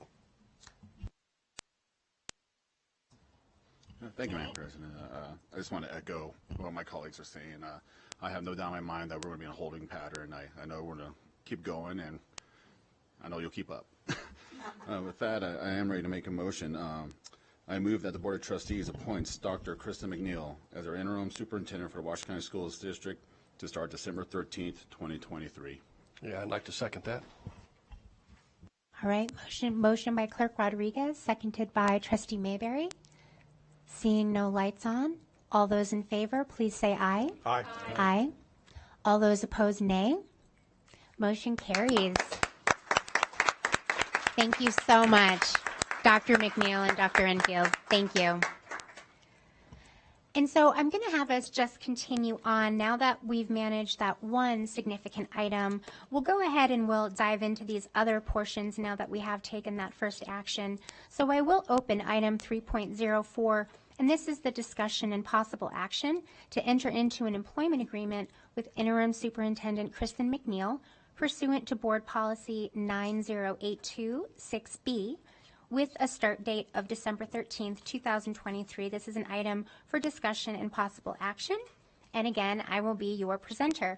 Although I do have CFO Mark Mathers in my back pocket, because he is also with us. So in this regard, one of our previous public speakers had a really great question. The way that I would answer is that Dr. McNeil has agreed at her own interest to come back at a salary that is more aligned to what she was earning at the time. That does not, in my mind, diminish the value of Dr. Enfield and the role that she had at the time, or any salary range that this board may approve going forward for a new role. For me, I view this as individual opinion for both of these highly professional women and the value that they bring. I will also direct everyone to the board report, which I know everyone has read. And although they would both be serving for a short period of time, we do still realize a savings on this line item through the end of the fiscal year. So although there is a short period of time where they would both be in this role together, and we'll talk more about that in the next agenda item, overall, we come in at a savings for this fiscal line item. And again, we do have CFO Mathers here if there are any questions related to that. And that is all I really have on this area because I know everyone has already approved, or not approved, but has reviewed these materials. So if there's any questions, we can do that, and then we will also have public comment because this is an item for action. Okay. Trustee Westlake. Thank you, President Smith. And I did read through the contract, and I pulled up one section, and it's not anything personal for, I'm so glad that you're going to be the interim, but it's not, it would be on any interim that I would want us just to kind of look at this. So I just kind of want to raise the awareness, and there's a question I have for my fellow trustees. What expectations do we have for our interim superintendent regarding any significant personal or organizational changes? And I'm referring specifically 6A, organization, and sorry, the screen is making it hard for me to get to the mic and read. Organization and supervision of WCSD personnel. The interim superintendent shall have ultimate responsibility for the overall leadership of WCSD, including organizing, reorganizing, and assigning the job duties of subordinates, supervisory staff in interim superintendent's best professional administrative judgment and in the interest of WCSD, including without limitation the selection, assignment, evaluation, transfer, and salary of administrator and other professional employees of WCSD. And it goes on what she feels necessary. The only thing that I just wanted to draw attention is this is interim, it is temporary. I just want us to think about being careful here because it was the last board meeting where we voted no on a new administrative position because we felt that we needed to wait till the permanent superintendent onboarded to make the necessary decisions of who she needs to plug in or he needs to plug in to keep the strategic plan moving forward. And all of us might have a different idea of what we need to move that strategic plan forward.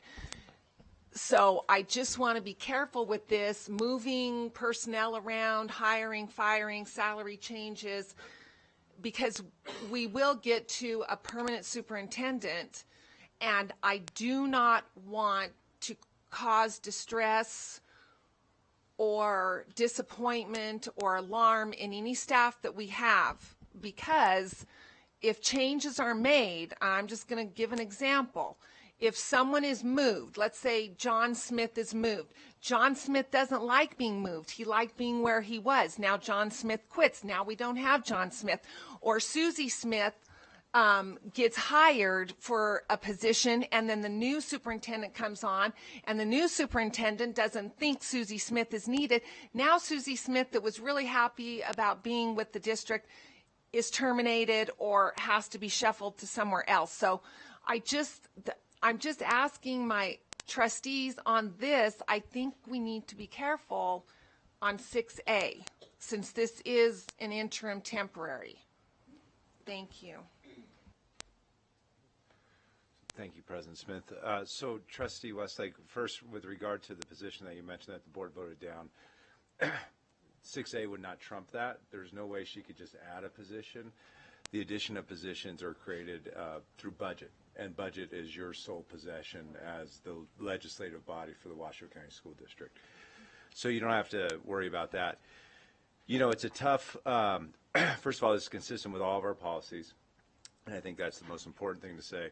But it's also a balancing act that you've asked for. You just said you don't want her to sit still. Right. I don't want right. So at some point, some of these decisions need to be made. And you chose her because, I presume, because you felt she was the best person at this time to make these type of decisions. And so this is very consistent with all of our policies, and it was spelled out because, to your point, and to the board's point earlier, is my understanding that the board wanted her to make decisions so that she can move the strategic plan along. You can't move the strategic plan along if you can't make decisions. And so that's the balancing act here. I will also add that per board policy, any reorganizations that incur a budgetary cost come to us. So there would not be the creation of roles that we would not be a part of. So we would be following everything that we do right now. Thank you. And I trust her. I do trust her. I just want us to be careful. I just want us to Have careful, measure twice, cut once. I understand that. Trustee Church, and then we'll go to public comment. Yeah, I just had a couple of minor things. The term is basically whatever we say it is, if I understand it right. Am I understanding right, she can be terminated without cause? We're done. Thank you very much. Technically, being technical, but we gave her like all this vacation and comp time, or vacation and sick time. She could work for a day and leave and get 20 days of, but also if she stays longer, if it takes a long time to fill it, we're only giving her 20 days for the term. So that's a technicality, but we may want to look at that and clean that up. Based on so much vacation per month, per whatever. Absolutely, and I would work really closely with Dr. McNeil, so if there were any unanticipated changes or the things that roll out, we could always come back as a board and make different decisions based on that. So if we vote on this today, are we approving it as is? Mm-hmm. Okay, but just, again, I lost it, I had it here, but it talks about vacation, 20 days. Obviously, she should get more than that if she stays a long time, and less than that if within 2 weeks we find a replacement. It is. I mean, it's also a hypothetical. I brought forward Dr. McNeil because of her good professional judgment, and I would be very surprised if she decides to take 20 days of vacation starting tomorrow. And I will also remind the board that her contract does require my approval for such things. So I would just say let's let some professional common sense play out here. JJ, I'd like to welcome public comment. I have no cards for this item. All right, I'll bring it back to this body for any additional questions or action.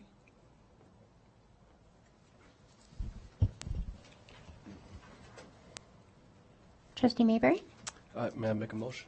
Absolutely. I'd like to move. I apologize. Let me just make sure that I'm on the right agenda item here. Oh.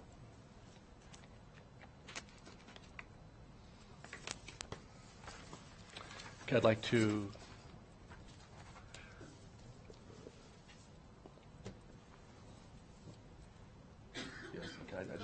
I apologize for the delay. There's so many agenda items for Krista McNeil. I'm trying to make sure I got the same one. Just going to embarrass myself. The Board of Trustees moves to enter into an employment agreement for interim superintendent Krista McNeil, including to start December 3rd, 2023. Second. All right, motion by Trustee Mayberry, seconded by Vice President Nicolette. Seeing no other lights on for further discussion, all in favor, please say aye. Aye. Aye. All those opposed, nay. Motion carries 7-0. Thank you so much. All right, and so that closes item 3.04 and brings us now to item 3.05. This is the last item for this series of discussions. And this brings us to the transition plan. This is the discussion and possible action consistent with Board Policy 9055 to delegate to President Elizabeth Smith oversight and management of the onboarding process and transition plan for interim superintendent Kristen McNeil, and to direct Superintendent Susan Enfield to create an onboarding process and transition plan for interim superintendent Kristen McNeil to ensure the district continues to meet the promises, goals, targets, and pillars of the strategic plan. This is an item for discussion and possible action, and I am again your presenter. So, team, the reason why we need this item is because we are of one body. We only have authority as a body, unless, of course, this body instills upon me, which is what I am asking, to now move forward with Dr. Enfield and Dr. McNeil to put together a suitable transition plan, which these highly professional women are prepared to do starting tomorrow. And so because we are going into the holidays and we cannot convene emergency meetings for every single thing that there is, this instills the authority to me to work with both women and all the teams to ensure that we have a transfer of knowledge, of authority, and responsibilities so that we can send out Dr. Enfield appropriately, but with plenty of preparation for Dr. McNeil as well. And that's something that I will be paying very close attention to if you give me this opportunity to serve you in this way. Seeing no lights on, JJ, do we have any public comment on this item? I have no cards for this item. All right. Trustee Church, I saw you first, and then we'll go Trustee Westlake and Trustee Woodley. Okay, just a few comments. I've been down this road before as one of the more senior people on the board, and I voted for things, then what happened wasn't what I thought I voted for and wasn't what I wanted, so I have some concerns. I also don't even understand why we need this. We've hired her. She's working with the superintendent on the transition, and it just seems to be a board function, so maybe I can get some clarity. Well, I think you just said it. You said it seems to be a board function, but you can't have a board meeting every time there's a transition of some knowledge from Superintendent Enfield to Interim Superintendent McNeil. So the theory behind this is that you have Board Policy 9050, I think, that gives the board president some authority in this realm, and the point here is she's going to be your point of contact to make sure that this transition continues and moves smoothly. You know, you could put, I don't want to speak out of line here because it's not part of it. It's part of the agenda item, I want to be clear, but it's not in the title. But you could ask her to report back to you or whatever you need to be done. It's just more of a way that you have some management, because the board president does have some, but not in 9050, but not to this extent. And so this was my legal advice. I said, if you want this to act correctly, you need somebody from your board, and the most logical person is the president. And that's a really good question. So one of the things, if you give me this authority, is I will be directing Dr. Enfield to include updates on Dr. McNeil's onboarding in the weekly superintendent highlights, among other things.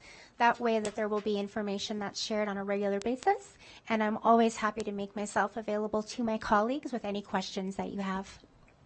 I do have one follow-up question. It just occurred to me. We have already appointed Dr. McNeil interim superintendent. What is Dr. Enfield now? She's still our acting superintendent. This allows a transition time between the two. I think anyone who's worked professionally has always probably preferred that you might have someone coming into the role before you actually leave it. So this is based on the assumption that it would serve our community in the best way for Dr. McNeil to come on, to gain this knowledge, and then have a transfer of responsibility over the course of that time. Okay, again, hindsight, I should have clarified that before. Crisis comes up tomorrow. It's still Dr. Enfield that would make the decision up until her departure date. Yes, and I'm more than happy to keep the board updated as responsibilities do transfer, if they do. I can't contemplate every single scenario because we haven't started the onboarding, but I definitely commit to open communication, updates on the Fridays, if you do give me this authority, and then I'm more than happy to make myself available to you. Just quickly so that the record's clear, 9082 lays out 3 different types of superintendent in the Washoe County School District. We have just the superintendent. An acting superintendent is somebody who's in there for a short term, and then an interim is somebody who's in there for a longer term, but not the appointed superintendent of schools. So Superintendent Enfield is still the superintendent of schools. I just don't want to create any confusion on that in that regard. And I would also suggest that's why you need somebody from the board, because you do have 2 superintendents here, and so that was the other thought process when I was asked about this for legal advice, was you need somebody who's there to be with the 2 of them and make this work as a transition. And it's also, I'm sure you're aware of this, it's commonplace in business all the time that you have overlap. I mean, I hope that there's overlap when I leave eventually, which I know might not be soon enough for some, but anyway. All right, Trustee Westlake, followed by Trustee Woodley. Oh, I was ready to make a motion. All right, will you hold on to that? Okay. I'm ready to second. All right, then let's hit it, Trustee Westlake. Okay. We did, JJ, we had no public comment on this, right? Correct. So knowing that Beth knows our hearts and desires, I'm very happy and comfortable making this motion.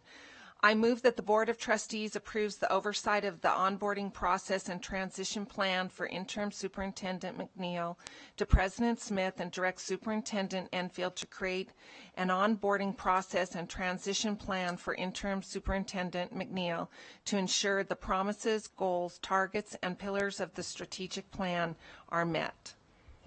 Second, Madam President. Thank you. So we have a motion by Trustee Westlake, a second by Trustee Woodley, and I will make a comment before we move to the vote, which is I have very sincerely, for my colleagues and the community, been working on this almost nonstop. And so although, we're bringing it to the public in this moment, I do want you to know that I have been serving with fidelity and near constant attention to this matter since Dr. Enfield tendered her resignation, and you will receive that same focus and quality of service to you as your board president, because I serve you as our board president, and you will also see that from me in this role. So thank you. All right, and Clerk Rodriguez. Thank you, Madam President. I just want to publicly thank you for spearheading this, especially as we go into the holidays. I know you've been doing quite a bit, and I know there's going to be a lot of great minds with you three ladies collaborating as a smooth transition. I just want to thank you for that. Thank you so very much. All right, and so on that note, all those in favor, please say aye. Aye. Aye. All those opposed, nay. Nay. Motion carries 6-1. Thank you so much.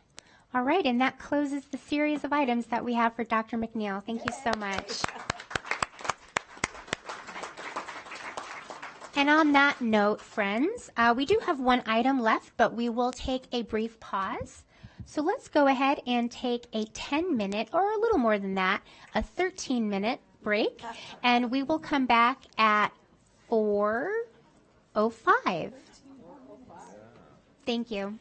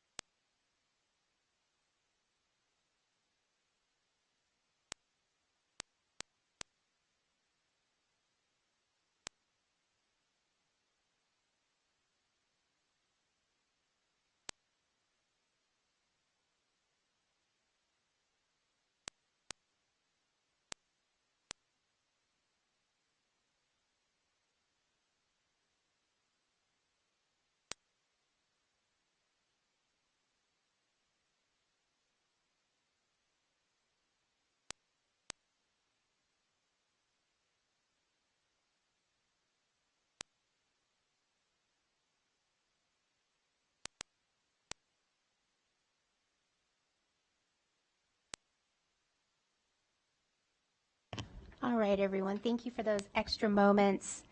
It is 4:11, and I'm going to call back to order this regular meeting of the Washoe County School District Board of Trustees. It is December 12th, 2023, and we're going to go ahead and pick up on item 3.06. This is the presentation and announcement of the 13th annual Holiday Card Contest winner. This is for presentation and discussion. It's one of my favorite items of the year. And we welcome our Chief Communications and Community Engagement Officer, Michelle Anderson, and our Graphics and Communications Specialist, Michelle Giles. Nope, Melissa. Yes, I did not rename you. So I did not rename you. Thank you so much. Thank you, President Smith, Dr. Enfield, trustees. Again, Michelle Anderson, Chief Communications and Community Engagement Officer, with Melissa Gillis, our Graphic and Communications Specialist. Can I have a do-over on that, since I gave her a totally different first name and last name? You are the board president. You do whatever you would like. Melissa Gillis. Thank you very much. As we begin, please take a look around the boardroom at all the creative submissions surrounding us. Like you, this is one of our favorite times of the year. The purpose of our annual holiday card design contest is to promote visual arts in the schools and to engage our students, families, and community members. The annual program is conducted by the Office of Communications and Community Engagement and offers our WCSD students the opportunity to submit drawings or artwork for the district's annual holiday card. The winner's artwork represents our warmest holiday wishes to the community through electronic and printed cards.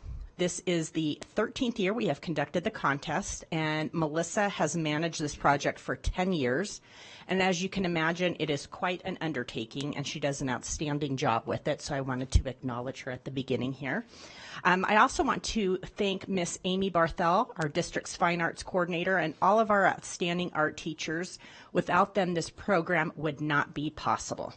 And we're excited to recognize the winners and their artwork. For the record, Melissa Gillis, Office of Communications and Community Engagement. The rules for the contest are very simple. The artwork can include painting, drawing, photography, or computer-generated illustrations, or any combination of those. The winning artwork is used for the district's holiday card that is sent out to the community. Our department narrowed down all of these entries that you see up around the room to 12 finalists, with 3 being from grades kindergarten through 2nd, 3rd through 5th, 6th through 8th, and 9th through 12th. So the 3 finalists from each grade category. Just about everyone in our office has a role with helping conduct this contest, so I want to thank all my teammates for all their help and support for this. After we narrowed down to our 12 finalists, we have the Office of Teaching, Learning, and Leadership select the 4 winners from those finalists.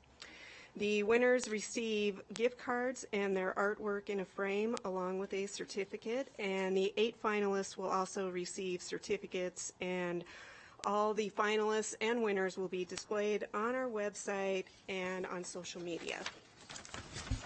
And for all the students out in the audience, we're going to have you come up one at a time to receive your prizes, but we'll wait to the end to take a group photo with our trustees and superintendent. And then Melissa will talk about what she liked about each entry as we go through.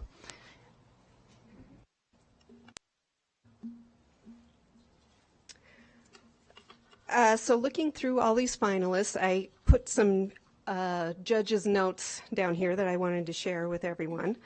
So this finalist from Gom Elementary, Kanon Henderson Luckett, we liked the way that he reflected the artwork on both sides of the sheet. We thought that was pretty clever and actually takes quite a visual eye to be able to do that. And we thought that the little shapes inside the ornaments look a little like our logo.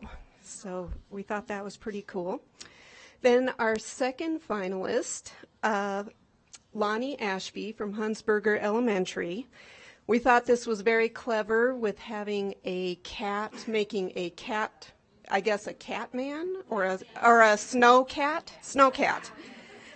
And we thought the colors were really fun, and I especially liked how all of the snowflakes are all unique, just like real snowflakes are all different. And then our winner from K through second is here today, Kinley Jones from Collin Ranch Elementary. And here she is in front. So we just loved Kinley's cute adornment on her lettering, where she has the ornaments hanging off the letters in her letters on the top there. And we thought that the colors are really fun. And then, of course, the penguin who loves WCSD, so do we. So we knew she was a winner. So, yay, Kinley!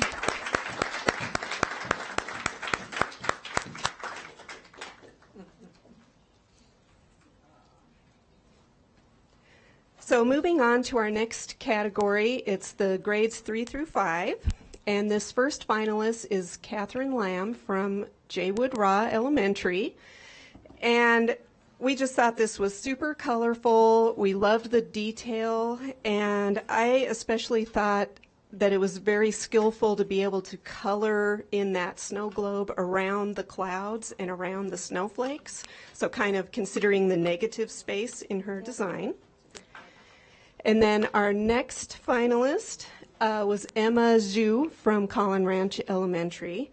And we liked this entry because it was so colorful, and we loved the detail and all the texture that she was able to get with her markers, we thought was just really engaging. And then our winner in this category is Timber Duckett. And come on down, Timber. Yay, Timber! So we just thought this was so cute. I mean, we have the gingerbread man in the hot tub that's cocoa, all the details with the gumdrops, and I especially liked the smoke coming out of the chimney that's actually little gifts and candy and everything. Is just really cute. We loved it. Okay, so now we will go to the middle school finalists. So this first entry was from Angie Yu from Swope Middle School.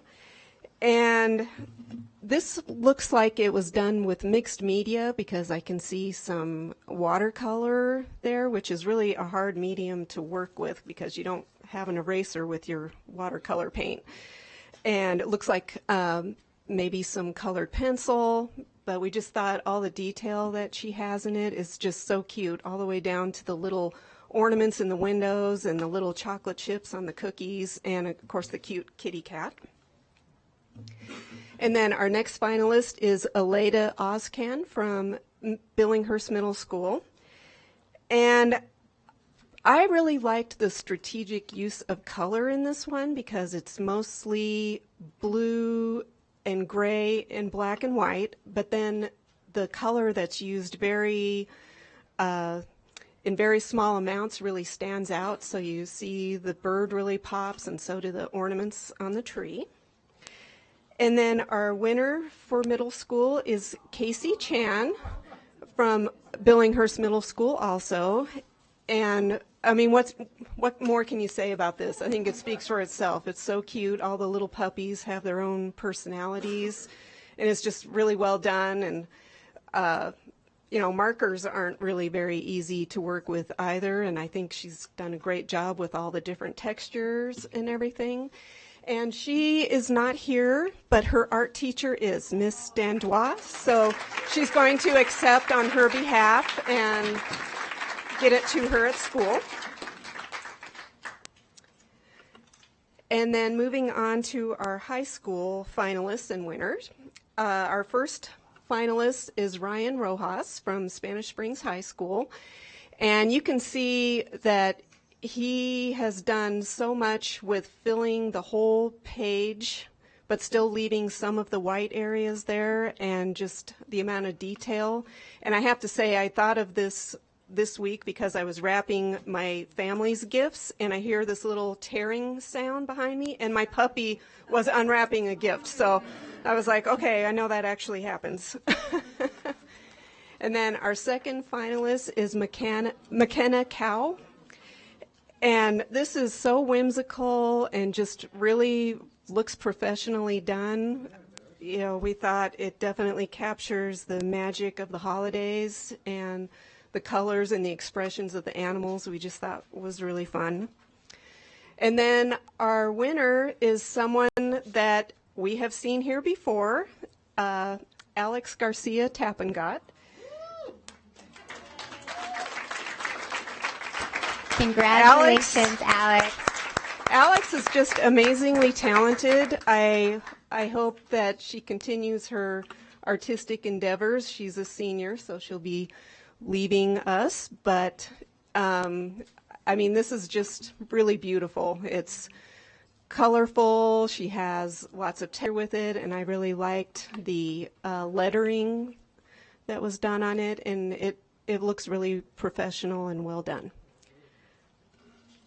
And that is the conclusion of our finalists and winners. And now we will all get up and take a picture with our winners.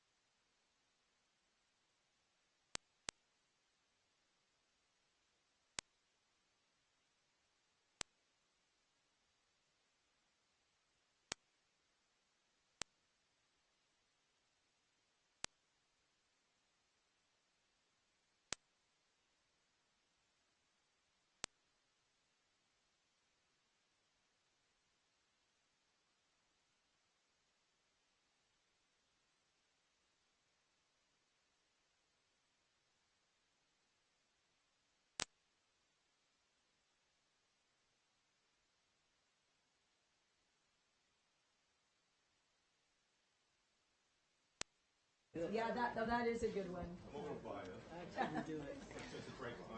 All right, everyone. We will let our guests leave the room so they can go off and celebrate with their award-winning artists.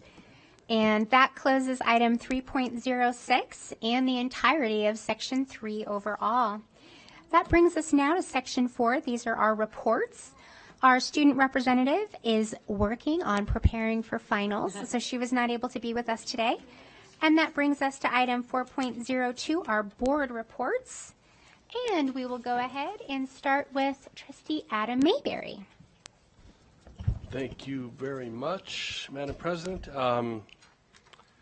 Trustee Rodriguez and I had an opportunity to meet with a group of folks, actually with Nevada Department of Wildlife, to bring archery in the archery program into schools. I've talked a little bit about it with Dr. Enfield, and We appreciate that opportunity.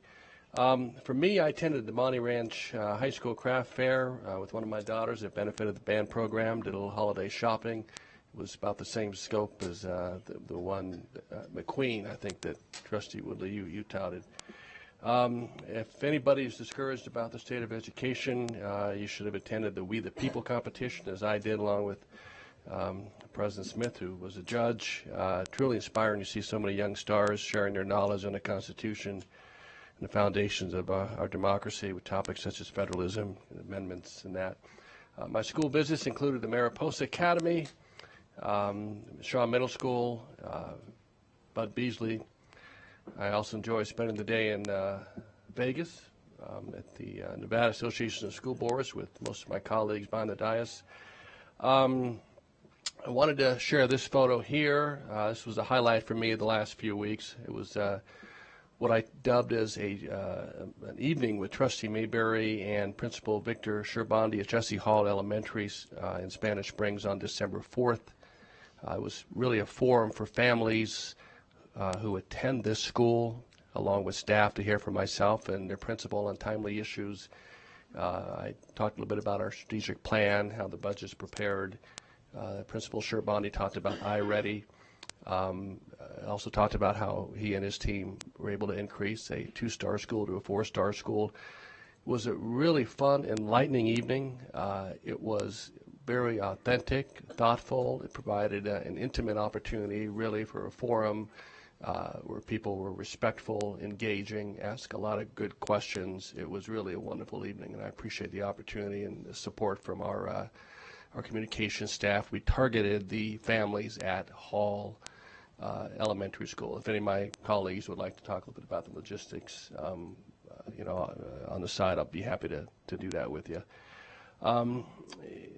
That's in a nutshell. I want to, again, it's been for me a privilege to serve the families in District F, and I wish all of our community members happy Hanukkah and wonderful holiday season and a very Merry Christmas. Thank you. Thank you. Vice President Nicolette. Thank you. I had the honor of presenting at the Nevada Association of School Board State Conference, and the pleasure of presenting with Casey Edgington, who is our P3 coordinator, part of our strategic plan. Very well received, lots of great questions, a lot of interest in how other districts can move forward. Just to give you a little information, NASB is comprised of all 17 Nevada school districts, so it's a wonderful networking opportunity. It's really humbling to hear that all 17 school districts have similar challenges, and yet we're all very different. And it just the networking is you can't beat it. I had the opportunity to participate in the We the People dress rehearsal at Galena High School, and I want to read you one of the questions because it was very humbling to be a participant and hear the students answer the questions. They're called unit questions. I'm going to just read one. Unit 1 question. What are the philosophical and historical foundations of the American political system? So that was the question that was asked by judges. Now, this was a dress rehearsal, but they were still given feedback, and it was wonderful to watch how the teachers and myself engaged with them. Here's the second part of that. How did both classical Republicans and the natural rights philosophers influence the founders' views about government? To dig deeper into that, what are the essential differences between classical republicanism and natural rights philosophy? Second part of that is, why do both classical Republicans and natural rights philosophers stress the need for education and preparation for citizenship? And I have to humbly say that I learned more from those students answering these really difficult questions than I think I ever learned in any of my government classes. Now, having said that, that was a long time ago. and times are different. But these students were absolutely amazing. How they answered their questions, how they referred to case law, how they referred to the amendments.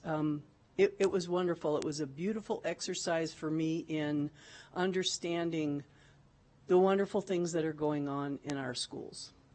Thank you. Thank you. Clerk Rodriguez. Thank you, Madam President. I'll try to be quick. So I've been out there in my district. A couple of things I know I'm working on that I've been hearing from the community is traffic safety, especially along the Spanish Springs area, as well as the North Valleys, obviously my district I highly represent. So I am working with fellow electeds in that area to try to see if we can get some traffic calming devices or something out there, because I know that's been a big concern. It's been ongoing. I also want to state that I'm wearing UNLV Rebels for my heart goes out to the community, to our fellow Nevadans down there. I also want to acknowledge a couple of ladies that I really hold in high regard. So that's Stacy Black. I know she was awarded administrator through the Nevada Association of School Boards. And guess who else? Our President Beth Smith. So I want to congratulate you guys on that. And I just want to wish everyone a happy holidays and a Merry Christmas. And I hope you guys have a good one. And I'll see you next year. Thank you, President Smith. So I also attended the NASB, Nevada Association of School Boards in Las Vegas, along with many of my fellow trustees. I also met so many incredible people from other districts. It was just really wonderful to communicate and share ideas and concerns and offer up solutions. Congratulations to our President Smith, and also Diane was voted in to represent us in the legislature, and also to Principal Stacy Black in Gerlach. She's amazing person and just a wonderful principal. And I attended the Nevada Department of Education meeting in Carson City. I couldn't stay the whole time because I had another appointment, but it was nice to kind of get that take of overall governance. I also attended the CTE event at Reed High School. They're partnering with Intuit for the first food truck from the culinary CTE program at Reed, and they are going to be out rolling around and developing a menu, budgeting. It's an amazing experience for these kids, and a shout out to Spanish Springs High, they did the graphics on the food truck. I got to read at Sun Valley Elementary School again, and one of the stories I read was a short story written by my very own grandmother, The Timid Little Snowflake, so that was very dear to my heart. I did a ride-along with Sergeant Baker. Shout out to our school police, amazing individuals, and thank you for your service. Ending up, I want to take the time, because I usually don't have time at the end. I love that chubby little reindeer.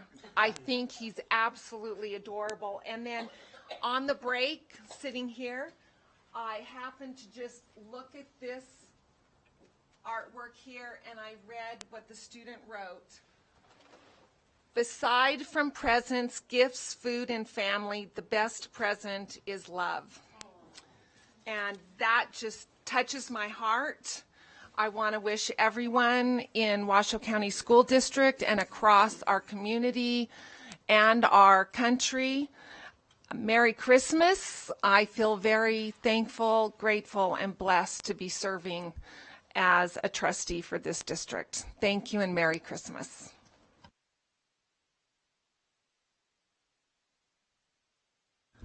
Thank you very much. Yes, as we are in the midst of Hanukkah, happy Hanukkah to everybody, as well as Feliz Navidad a todos, and Merry Christmas, happy holidays to everyone. I also attended the NASB board down in Las Vegas. One thing I want to bring back to our board, it wasn't a vote, but what I think I understood from our meeting was that they want to hear from the boards. They want to hear what the boards want for their resolutions, their legislative actions, what they research, what their positions are. So that's not a decision of us as a director, it's a decision of the board to send forward. Then they can kind of compile that and see what gets the most votes. Number two, I did meet with the Gwynn Center. The Gwynn Center is a nonprofit that does research, including education. They have a new office in Reno. It's a great organization, and perhaps we can use them in the future for research.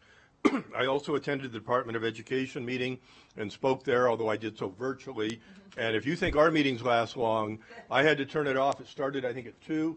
At 7:30 p.m., I had to turn it off. It was still going. One issue that affects the school district is a stormwater vote that's going to occur at City Council tomorrow. 10 a.m. is when the meeting starts.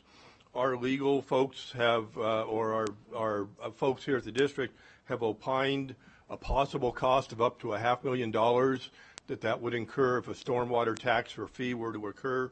There's a legal issue whether it is a tax or a fee. So this is no minor thing. This is a stormwater fee that would be imposed by the city of Reno, only the city of Reno. It costs the average taxpayer about $10 a month, but much more for other people. So big. Big. And then I will be speaking at public comment on a different issue, but that's basically my report. All right, thank you. Thank you, Madam President. I also attended NASB with everyone else, but it was very informative. I learned a lot, and I felt very proud because I got to see Vice President Nicolette and President Smith give presentations and represent Washoe County very well, so thank you both for that. That was awesome. I also visited Reno. Washoe County overall is still a small community. You know people who know people who know people. So I was invited to the Smith Ridge Elementary by one of the teachers, Angie Nolan, and I was greeted, felt like I got the red carpet treatment from Mr. Mike Dixon, the principal. He was very welcoming and made me feel very comfortable there, and I appreciate the experience. As soon as I left there, of course, I let President Smith know that I was in her area. I know we represent all areas, but I made sure to debrief her, and it was a very interesting experience, and I really enjoyed meeting with the teachers and the principal. I also had the privilege of meeting government teacher Tyler Johnson from Hug High School. He was at our last city council meeting at the city of Reno with about 25 students who all came and participated in the government experience. They provided public comment, and it was very interesting to see the kids. The task they were given was any issues or concerns that you have related to the government. I want you to experience what it's like to express your voice to those that have been elected to represent you. So the kids all got up and spoke about what was important to them. So they discussed homelessness, affordable housing, pedestrian safety, safety issues in downtown Reno, the call for more training for all of our police officers as it relates to dealing with the different demographics in our community. I thought that was very interesting. So it was just great to see our kids out there actually exercising their right as a citizen, as a resident of this beautiful country and this beautiful state. And that's pretty much it. I want to wish everyone a Merry Christmas and Happy Holidays. I'll see you next year. Thank you. All right, I've got a few pictures that we'll get up. There's 2 that we can toggle between, and I'll wait until we get that. So I also attended the Nevada Association of School Boards annual conference in Las Vegas with many of my colleagues. Trustee Church was with us. He was otherwise committed when we took this photo, but he was there, and then we'll go to the other picture as well, JJ. I was honored to present alongside Dr. Thomas Alsbury on balanced governance to a really full group wanting to learn more about the history of the Washoe County School District Board and our path with balanced governance. So it was a great conversation with lots of really, really wonderful questions. I was interviewed by the Reno High School newspaper about the superintendent search, which I appreciated. Had multiple school visits to Turning Point, Libby Booth Elementary, and North Star. And I also visited one of our district-sponsored charters, and that was Montessori. And I really enjoyed the opportunity to see the Montessori-style learning that was happening because they are one of our district-sponsored charters. The next picture is I spoke at the unveiling of the Global Street Foods food truck at Reed High School, part of the CTE program there, sponsored by Intuit. It's solar and battery powered, and it is the very first food truck business to be run in the state of Nevada by high school students, which is a great learning experience for culinary arts, for business, and so much more. It's part of our commitment to that hands-on education that they can take directly into the workplace. I was glad to be on air with Krista Remington on Channel 2 for the Share Your Christmas to benefit the Food Bank of Northern Nevada. And I want to give a shout out to our nutrition workers, who I really talked about. They're our unsung heroes. They serve cook and serve about 50,000 meals a day. And earlier this year, in 2023, in the month of May, they prepared 1 million meals for our children, their families, from breakfasts, lunches, dinners, a la carte meals. So wonderful work that you do with that. Thank you. And my last picture, I was a judge and speaker at the We the People Regional Invitational for my very first time. I loved it. These students really know what they're talking about. All of the schools had a very strong showing and will be moving on to state. And congratulations to Reno High School, who did take first place. And I will close by recognizing also that we are in Hanukkah, so happy Hanukkah, happy Kwanzaa, happy holidays. My family celebrates Christmas, so I will say Merry Christmas to everyone, and you are all a gift. It's been an incredible year, and I'm grateful for every moment that I am able to sit here and serve alongside you. It is an honor and joy to serve the Washoe County School District. Thank you. All right, and so that closes item 4.02 and brings us now to item 4.03, our superintendent's report. Thank you, President Smith. I'll just begin again by congratulating and thanking Dr. McNeil, who I feel fortunate to be on a first name basis, and really look forward to working with you in the coming weeks on this. And there's been a lot of talk this evening about the strategic plan, and also about how whenever there's change, there's uncertainty. But that strategic plan gives us a very solid sense of certainty. And it's important to remember that that plan was not developed by me. It wasn't developed by the Board of Trustees. It was developed by our community, our staff, our students, with trustee input, obviously. I don't want to leave that out. But that plan is bigger than any one individual. And that plan will continue to guide the way. And it represents, I believe, the greatest hopes and dreams that our community has for our children. But I want to leave you with this, that I think it represents something even more significant. That with that plan and the bold goals that we have named for our children, we have raised the and the work over the last many months that the team here at Central Office have done have raised the bar for what our school staff can and should expect from their central office when it comes to service and support. And we've raised the bar for our families, our students, our community members on what they deserve and need from their school system. And that is not a small thing. And I will be watching with great pride how that work continues in the months and years ahead, and I'm just grateful to have been a part of it. And with that, however you celebrate this beautiful time of year, I wish you all a wonderful holiday season and a happy, healthy 2024. Thank you, Dr. Enfield. And that closes out Section 4 for us, and we move on to Section 5, which is our closing items. And we'll open item 5.01, our closing public comment. JJ?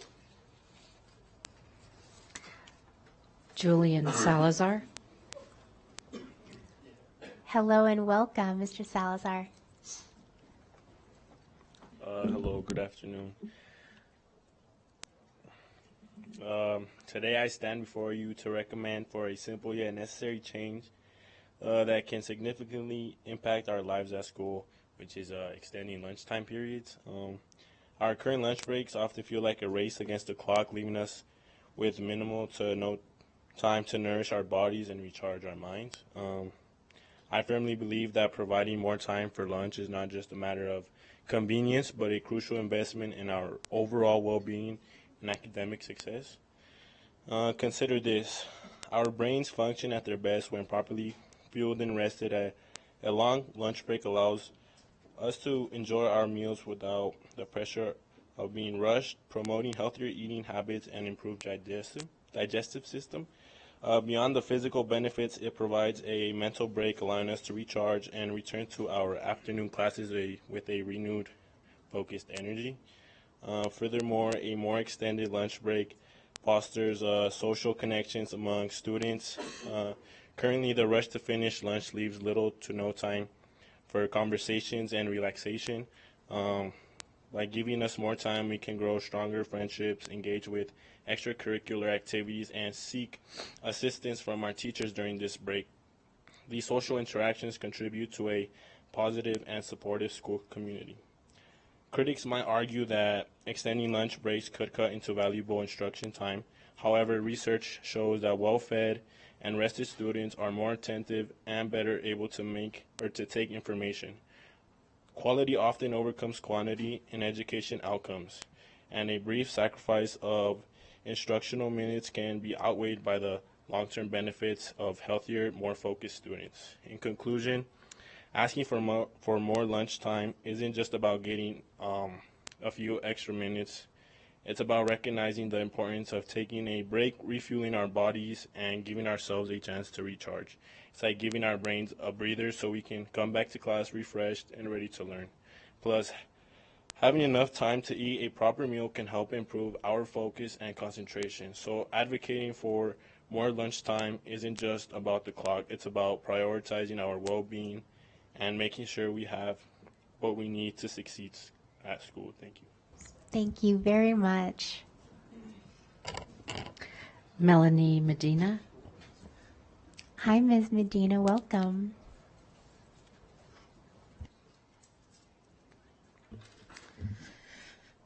Okay. Good afternoon, ladies and gentlemen. My name is Melanie Medina, and I'm a fellow student at Hug High School. Today, I would like to draw attention to a fundamental aspect of our daily lives at school, our lunches. The meals we consume during our break aren't just about satisfying hunger. They play an important role in our overall health, well-being, and academic performance. It's time for us to advocate for better school lunches, not just as a luxury, but as an essential investment in our present and future. First and foremost, consider the impact of nutrition on our ability to learn. Numerous studies consistently show that well-nourished students show improved concentration, better memory retention, and overall enhances our function. Simply what we eat directly affects how well we can engage with our studies. By advocating for better lunches, we are investing in our own academic success. School lunches have a lot to do with the habits we are forming. Our school years are crucial in shaping lifelong behaviors, including our dietary choices. By providing nutritious and appealing meal options, we contribute to the development of health eating habits that go beyond the walls of our school cafeteria. It's not just about the immediate benefits. It's about implementing a culture of wellness that stays with us into our adulthood. The quality of our lunches also impact our physical health. A balanced and nutritious diet is essential for growth, development, and overall well-being. It takes part in our energy levels, immune function, and helps prevent several health issues. When our school lunches lack in nutritional value, we compromise not only our immediate health, but also set the stage for potential long-term consequences. Although some might disagree and say that improving school lunches is an expensive act, I will argue that the cost of poor nutrition is far greater. Poor nutrition can lead to health problems that may burden our healthcare system in the future. By investing in better school lunches now, we are essentially investing in the health of our society as a whole. All in all, advocating for better school lunches is a call for a fundamental shift in how we perceive the importance of nutrition in our education system. It's about recognizing that the food we consume is more than just lunch. It's a crucial factor in our ability to learn, grow, and thrive. Let us strive for school lunches that nourish our minds and bodies, setting the foundation for a healthier and more successful future. Thank you. Thank you very much. Emilia Dominguez Cedillo. Welcome, Amelia.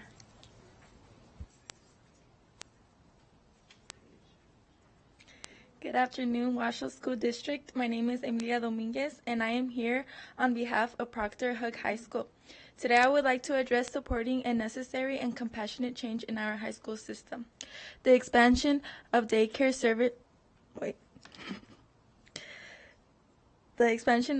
services for teenagers who find themselves navigating the challenging path of parenthood while pursuing their education. This isn't just about addressing an immediate need, it's about investing in the future of these young parents and promoting a more inclusive and supportive educational environment. Firstly, let's acknowledge that education is a powerful source for breaking the change of circumstance. By providing on-site daycare in high schools, we remove a significant barrier that often forces teenage parents to choose between their education and the responsibilities of parenthood. This isn't just about completing high school, it's about empowering these students to break cycles of poverty and build a foundation for a better future. Think about the stress and pressure these young parents face daily. The struggle to find reliable childcare, the fear of falling behind in classes, and the exhaustion of balancing academic and parental responsibilities. With that being said, I have a sister who got pregnant at the age 15, meaning she was a sophomore around that time. Due to her unexpected pregnancy, she has no other choice but to care for her son and not be able to attend school regarding her responsibilities as a mother. Therefore, she doesn't have the opportunity coming back to school worried who will be looking after him while she is at school getting her education. Moreover, let's recognize that this is just a matter of convenience. It's a matter of equity and inclusion. Every student, regardless of their life circumstances, deserves an equal opportunity to access education. Providing daycare services in high schools levels the playing field, ensuring that teenage parents have the same chance to thrive academically as their peers. People may argue that schools are not responsible for childcare, but I challenge that. Our high schools are more than just places of academic instruction. They are communities that shape the future citizens of our society. By embracing the provision of daycare, we embody the values of empathy, support, and understanding. Therefore, advocating for more daycare in high schools for teenage parents is not just a logistical adjustment, it's a moral essential. It's about investing in the potential of every student and fostering an environment that values education, resilience, and compassion. Let us be the stimulus for change, the upholds of equal opportunity, and the architects of a brighter future for all. Thank you. Thank you very much. Well done. Jennifer Cuevas. Jasmine Magana. Giselle Martinez. Hi, Ms. Martinez. Welcome. Hello, my name is Giselle Martinez. I'm from Proctor R. Hug High School, and I'm here to talk about differentiality education. Education is to help individuals with succeeding in knowledge skills as they get older. In school, whether you're in elementary school, middle school, or high school, there will always be a quiz or test on what you've been learning in class. A lot of students tend to struggle in class because they are taught only about one way on how to do or solve something, and they don't understand that way. I feel that teachers should focus on their students and figure out a way on how to help everyone, whether individually or together. I also believe that tests are ineffective and should not determine how much a student knows.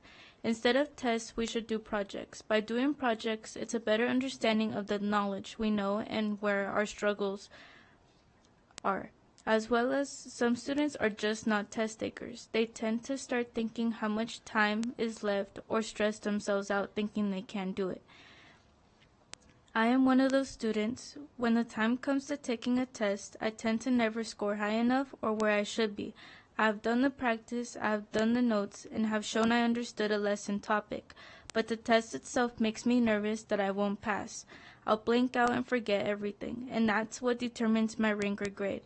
Then growing up in elementary school, I was always just shown one way of doing things, and it just wouldn't work for me. So having to take a test on something I hardly knew felt like I was set to fail, just to move on next year and be more difficult. That is why I believe instead of focusing to jam so many lessons into one semester or year, the education system should take the time to show many ways on how to do a topic, as well as reducing testing. Thank you. Thank you very much. Julio Garcia, Eddie Ramirez, Nadine Velasquez. Oh. Welcome. Eddie Ramirez. Okay, Julio. Welcome, Julio. Hello, my name is Julio Perez Garcia. I'm from Proctor Hug High School. My teacher is Miss Tyler Johnson, and I come here today about teachers' pay. I made a poem, and not only teachers' pay, I would say, also teachers' well-being and how schools should treat teachers much more better. I made a poem about this. It falls when wisdom finds its voice. Teachers shape our brightest choice, guiding paths through knowledge maze. Yet wages dim their steadfast blaze. They urge us to teach. They, with heartfelt plea, promise rings your impact key. Years they spend in salary strive, grasping truth and educators' pride. One, a soldier, brave the strife, found solace teaching a brand new life. But meager pay from this valiant soul leaves hopes and dreams with an empty bowl. So schools districts heed the earnest call. Honor the hours, the heart, the all. Compensate the tireless chore with wages rich deserves more. At last despair creeps slowly in when paychecks falter, dreams wear thin. Teachers' burden, hearts beguiled, their passion dims, their smile defined. Crumbled under the weight they bear, some seek solace in numbing lair. When glasses click in this desperate plight, dimming the pain of a soulless bright. Okay. Oh, let us honor those who teach, their sacrifice within our reach. For in the care our futures mold, deserve much more than mere gold. Teachers, you unsung heroes of our days, their worth for beyond what pays. Injured, yet denied respite, grace. Their dedication, a relentless chase. A broken leg, a silent plea for mercy in time of need. A weak to heal, to tend men, without a cost their time to spend. Acknowledge the sacrifices made. Grant them the care they've displayed. For their value exceeds a mere wage. In their hands our minds engage. Let's honor, support, and uphold their tireless efforts, pure as gold. Respect and care they truly earn. Their flame within forever burn. That was wonderful. I know we all want to clap. It's public comment, but we are so proud of you. And in the clapping, just so you know, I feel immense joy in hearing what you said, but we do make sure that we have to maintain decorum. But I thought that was wonderful. Okay, so thank you so much. Thank you. Thank you. Have a great day. You as well. Eddie Ramirez. Welcome, Mr. Ramirez.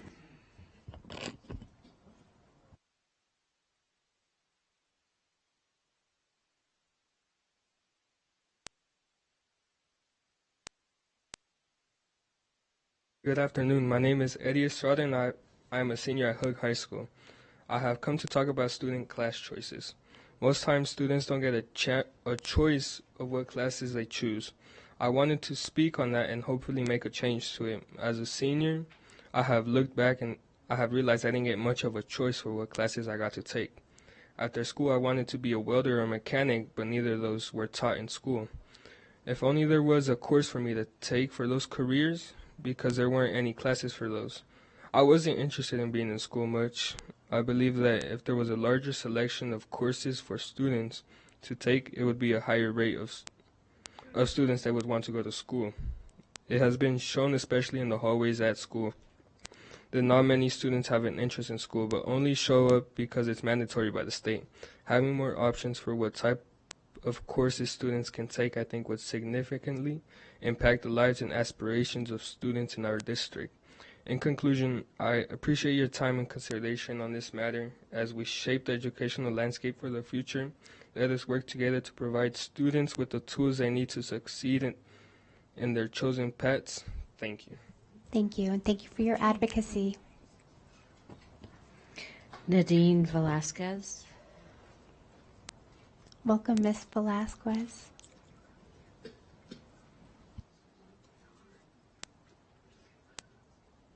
Good afternoon. My name is Nadine and I am a senior at Hug High School.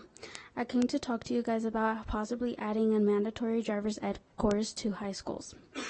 To start off, there are a lot of people, mainly teens and young adults, that are in the higher level of crash rates.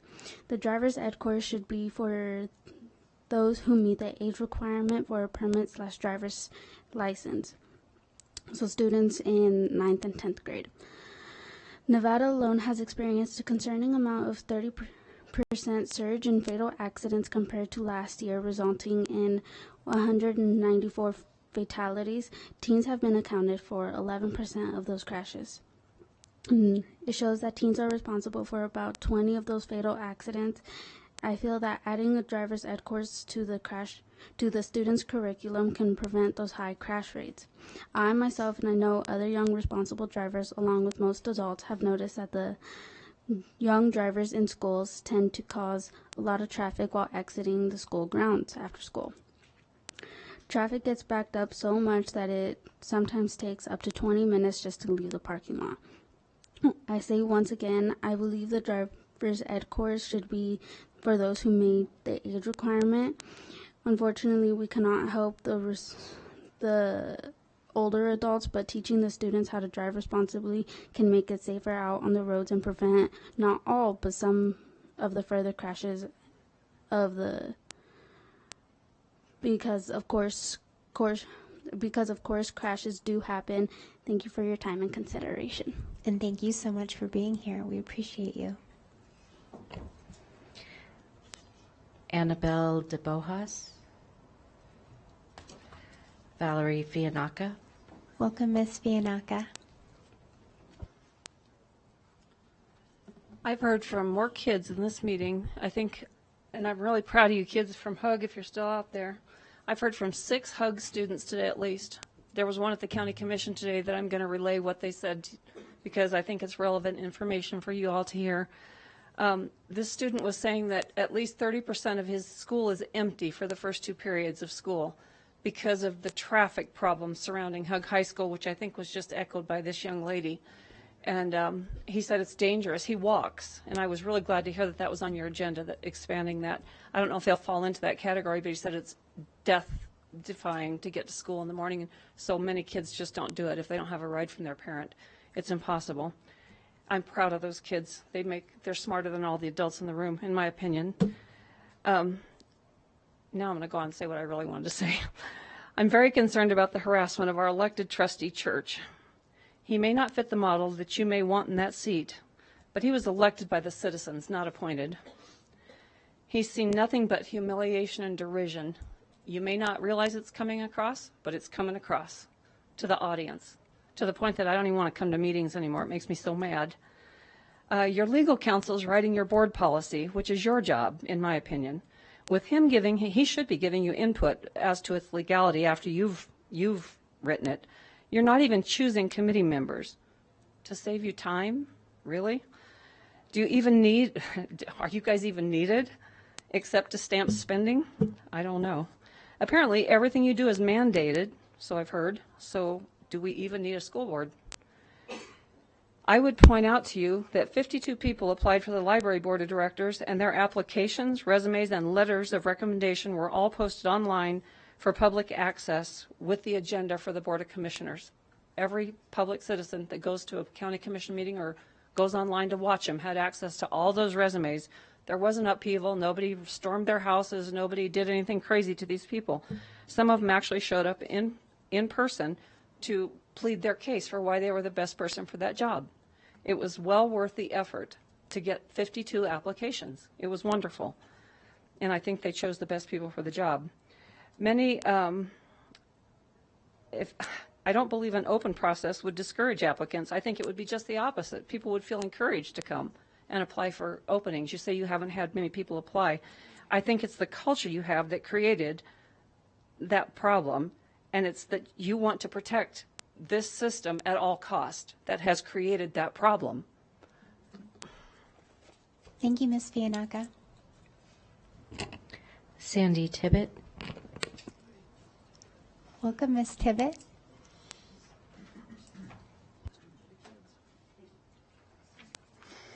Sandy Tibbet for the record. So I'm curious if any of the trustees got the opportunity to review the proposal submitted from the 6 consulting companies before approving the contract with Performance Fact? Or was the information fed to you from the hand-selected members of the evaluation committee? Unlike Trustee Church, my first public records request was granted. I received the copies of the 6 proposals from the consulting companies, along with the evaluation committee's scorecards for the 2 finalists, Bellwether and Performance Fact.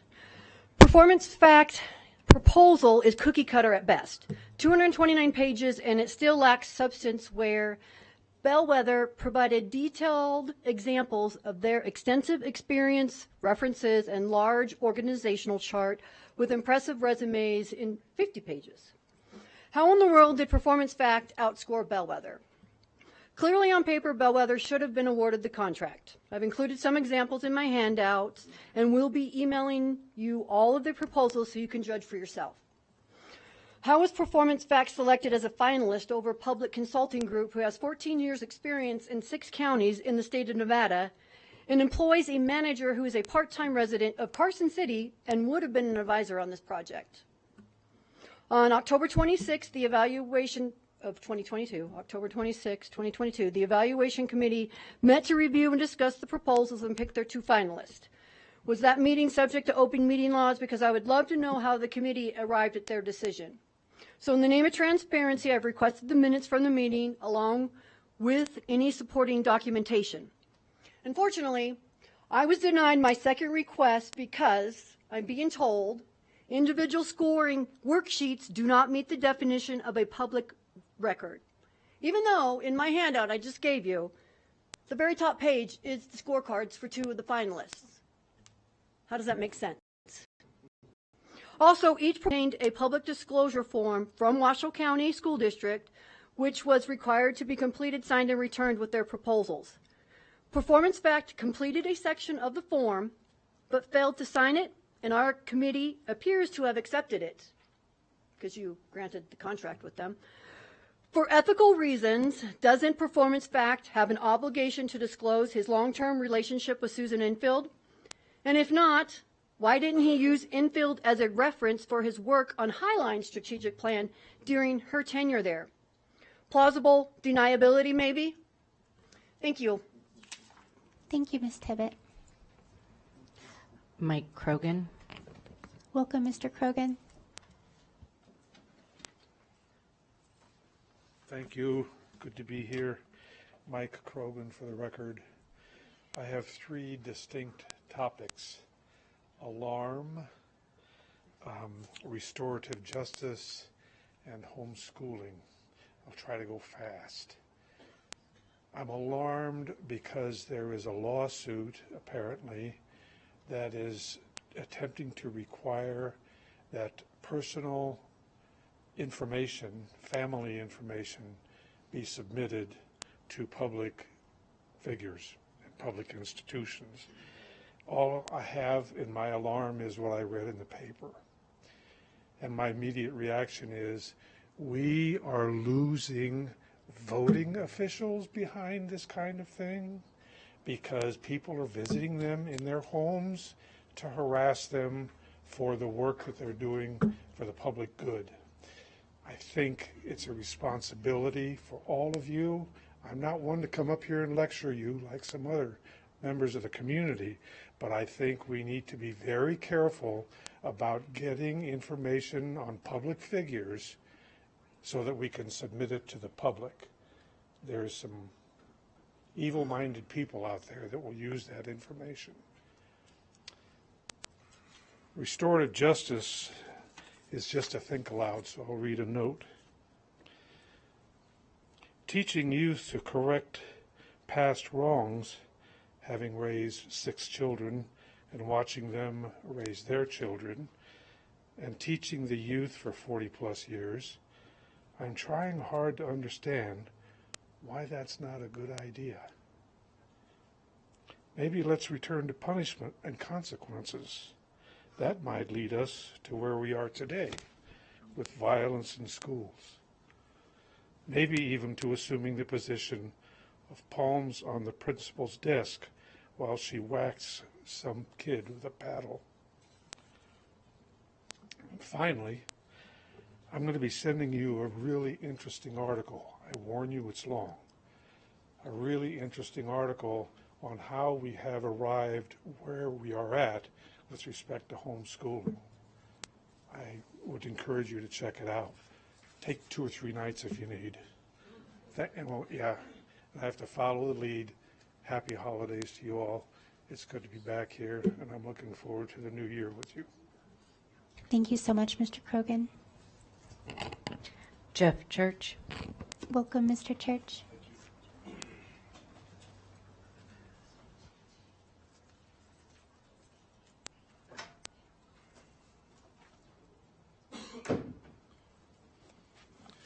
Thank you, Jeff Church, for the record. It's always nice to speak on positive issues. Unfortunately, that's not the case tonight.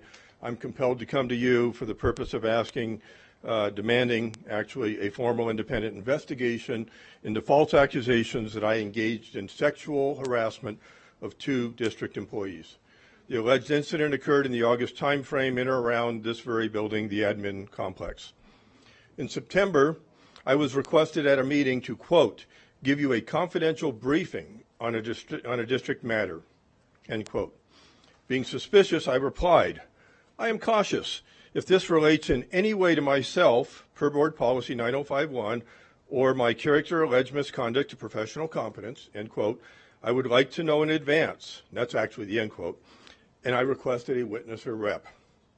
In fact, I was not receiving a briefing, but I was interrogated into my alleged sexual harassment of 2 district employees. It was specific as to the time and place. I was asked to sign a document. I refused. I asked for an investigation and a review of the video.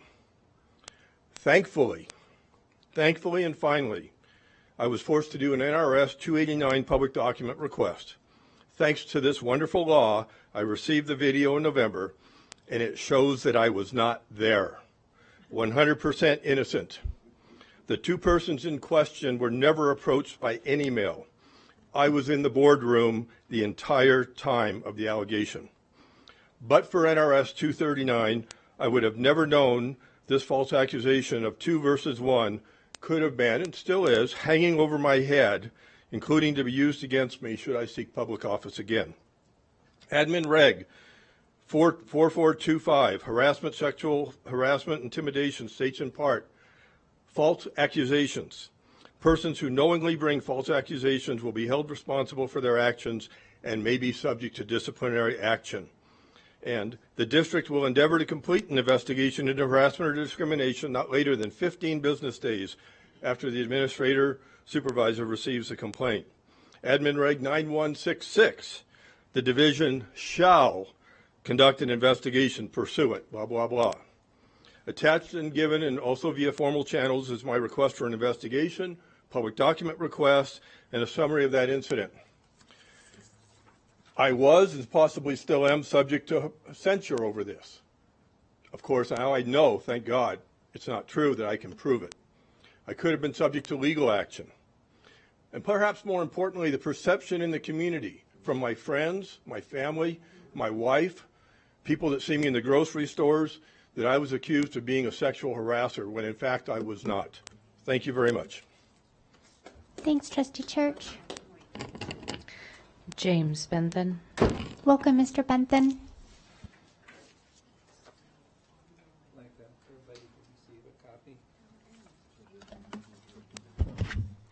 Good evening. James Bentham for the record. I'd like a copy of this news report put in the permanent record, and also earlier the policy from Carson City School District. School will restart in a few weeks. It's an opportunity for a new beginning to be started to keep students confident, peaceful, and safe. In the news article that I'm asking to be passed around, Lyon County Sheriff's Office School District implement zero tolerance policy on threats, violence. I believe that this article is appropriate for Washoe County, just as it is for Lyon County and other counties that are experiencing extreme discipline issues, including criminal activity. The Sheriff's Department said they'll be implementing a zero tolerance policy for weapons and violence in schools. This is necessary so that students will be able to feel safe, achieve academically, and not be fearful or traumatized. They also say that effective immediately, all personnel will be cooperating with the Sheriff's Department. No criminal activity will take place without criminal action. Principals, teachers, staff are encouraged to identify, report, and stop these actions. School administrators will be educating students regarding laws on school violence, possible consequences, implementation of these zero tolerance policies. I believe that this would be a good way for the school district to start the new year, cooperating with the Sheriff's Department. One thing that you could implement would be measurable goals for your principals. It'd be very easy not to report incidents so that your school looks better. But when I hear about lawsuits or news concerning the schools on the TV, I believe that measurable goals are needed and would help increase parental satisfaction and hope. Thank you. Thank you very much, Mr. Benton. Matthew Lowry.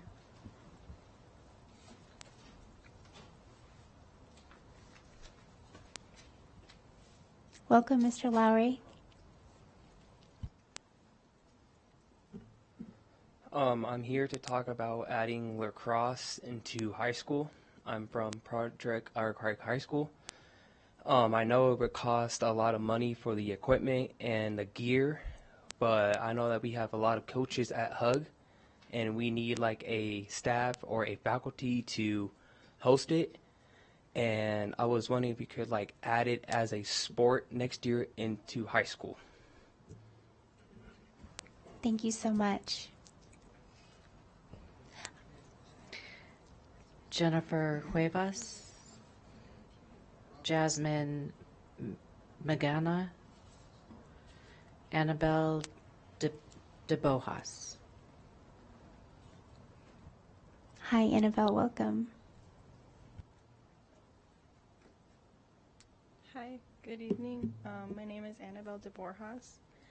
I'm a student at HUG High School, and I'm here to talk about the start times. 93% of high schools in the U.S. and 83% of middle schools in the U.S. start before 8:30 in the morning, and a good amount of students don't get up early enough to make it on time to the early classes or even at all, because they sleep in the morning and they sleep later at night, whether they're working or on electronics or catching up on the schoolwork from those early classes that they've missed. This lack of sleep leads to poor academic performance from tired adolescents who fall asleep in class or doze off during teachers' lectures. These early start times can over time lead to depression in these adolescents and can lead to being overweight and or drug and alcohol addiction. Personally, as a high schooler who's worked for 2 years and has been going to sleep late. I don't get to bed until at least 11:30. From this late bedtime, I can't wake up in the morning for all 4 years of high school. I have not been on time to my first period or even shown up in who knows how long, and I hate that I can see myself in my younger sisters, and hate is a strong word, but I have to use it. Thank you. Thank you very much. The board received emails from Abby Munninger, Colby Reardon, Gurtay Singh, Bryn Hall, Kimberly Terraquez, Andrina Garcia, Ethan Alea, Luis Diaz, Michelle Menendez, Zoe Bray, Karen Rodriguez Avila, Jocelyn Figueroa, and Carol Walker. Thank you, JJ. All right, that closes item 5.01 and brings us to item 5.02. Our next meeting will be Tuesday, January 9th, 2024 in the new year. And then that now takes us to item 5.03, adjourning the meeting at 5:22 p.m. Thank you all and have a very happy holiday.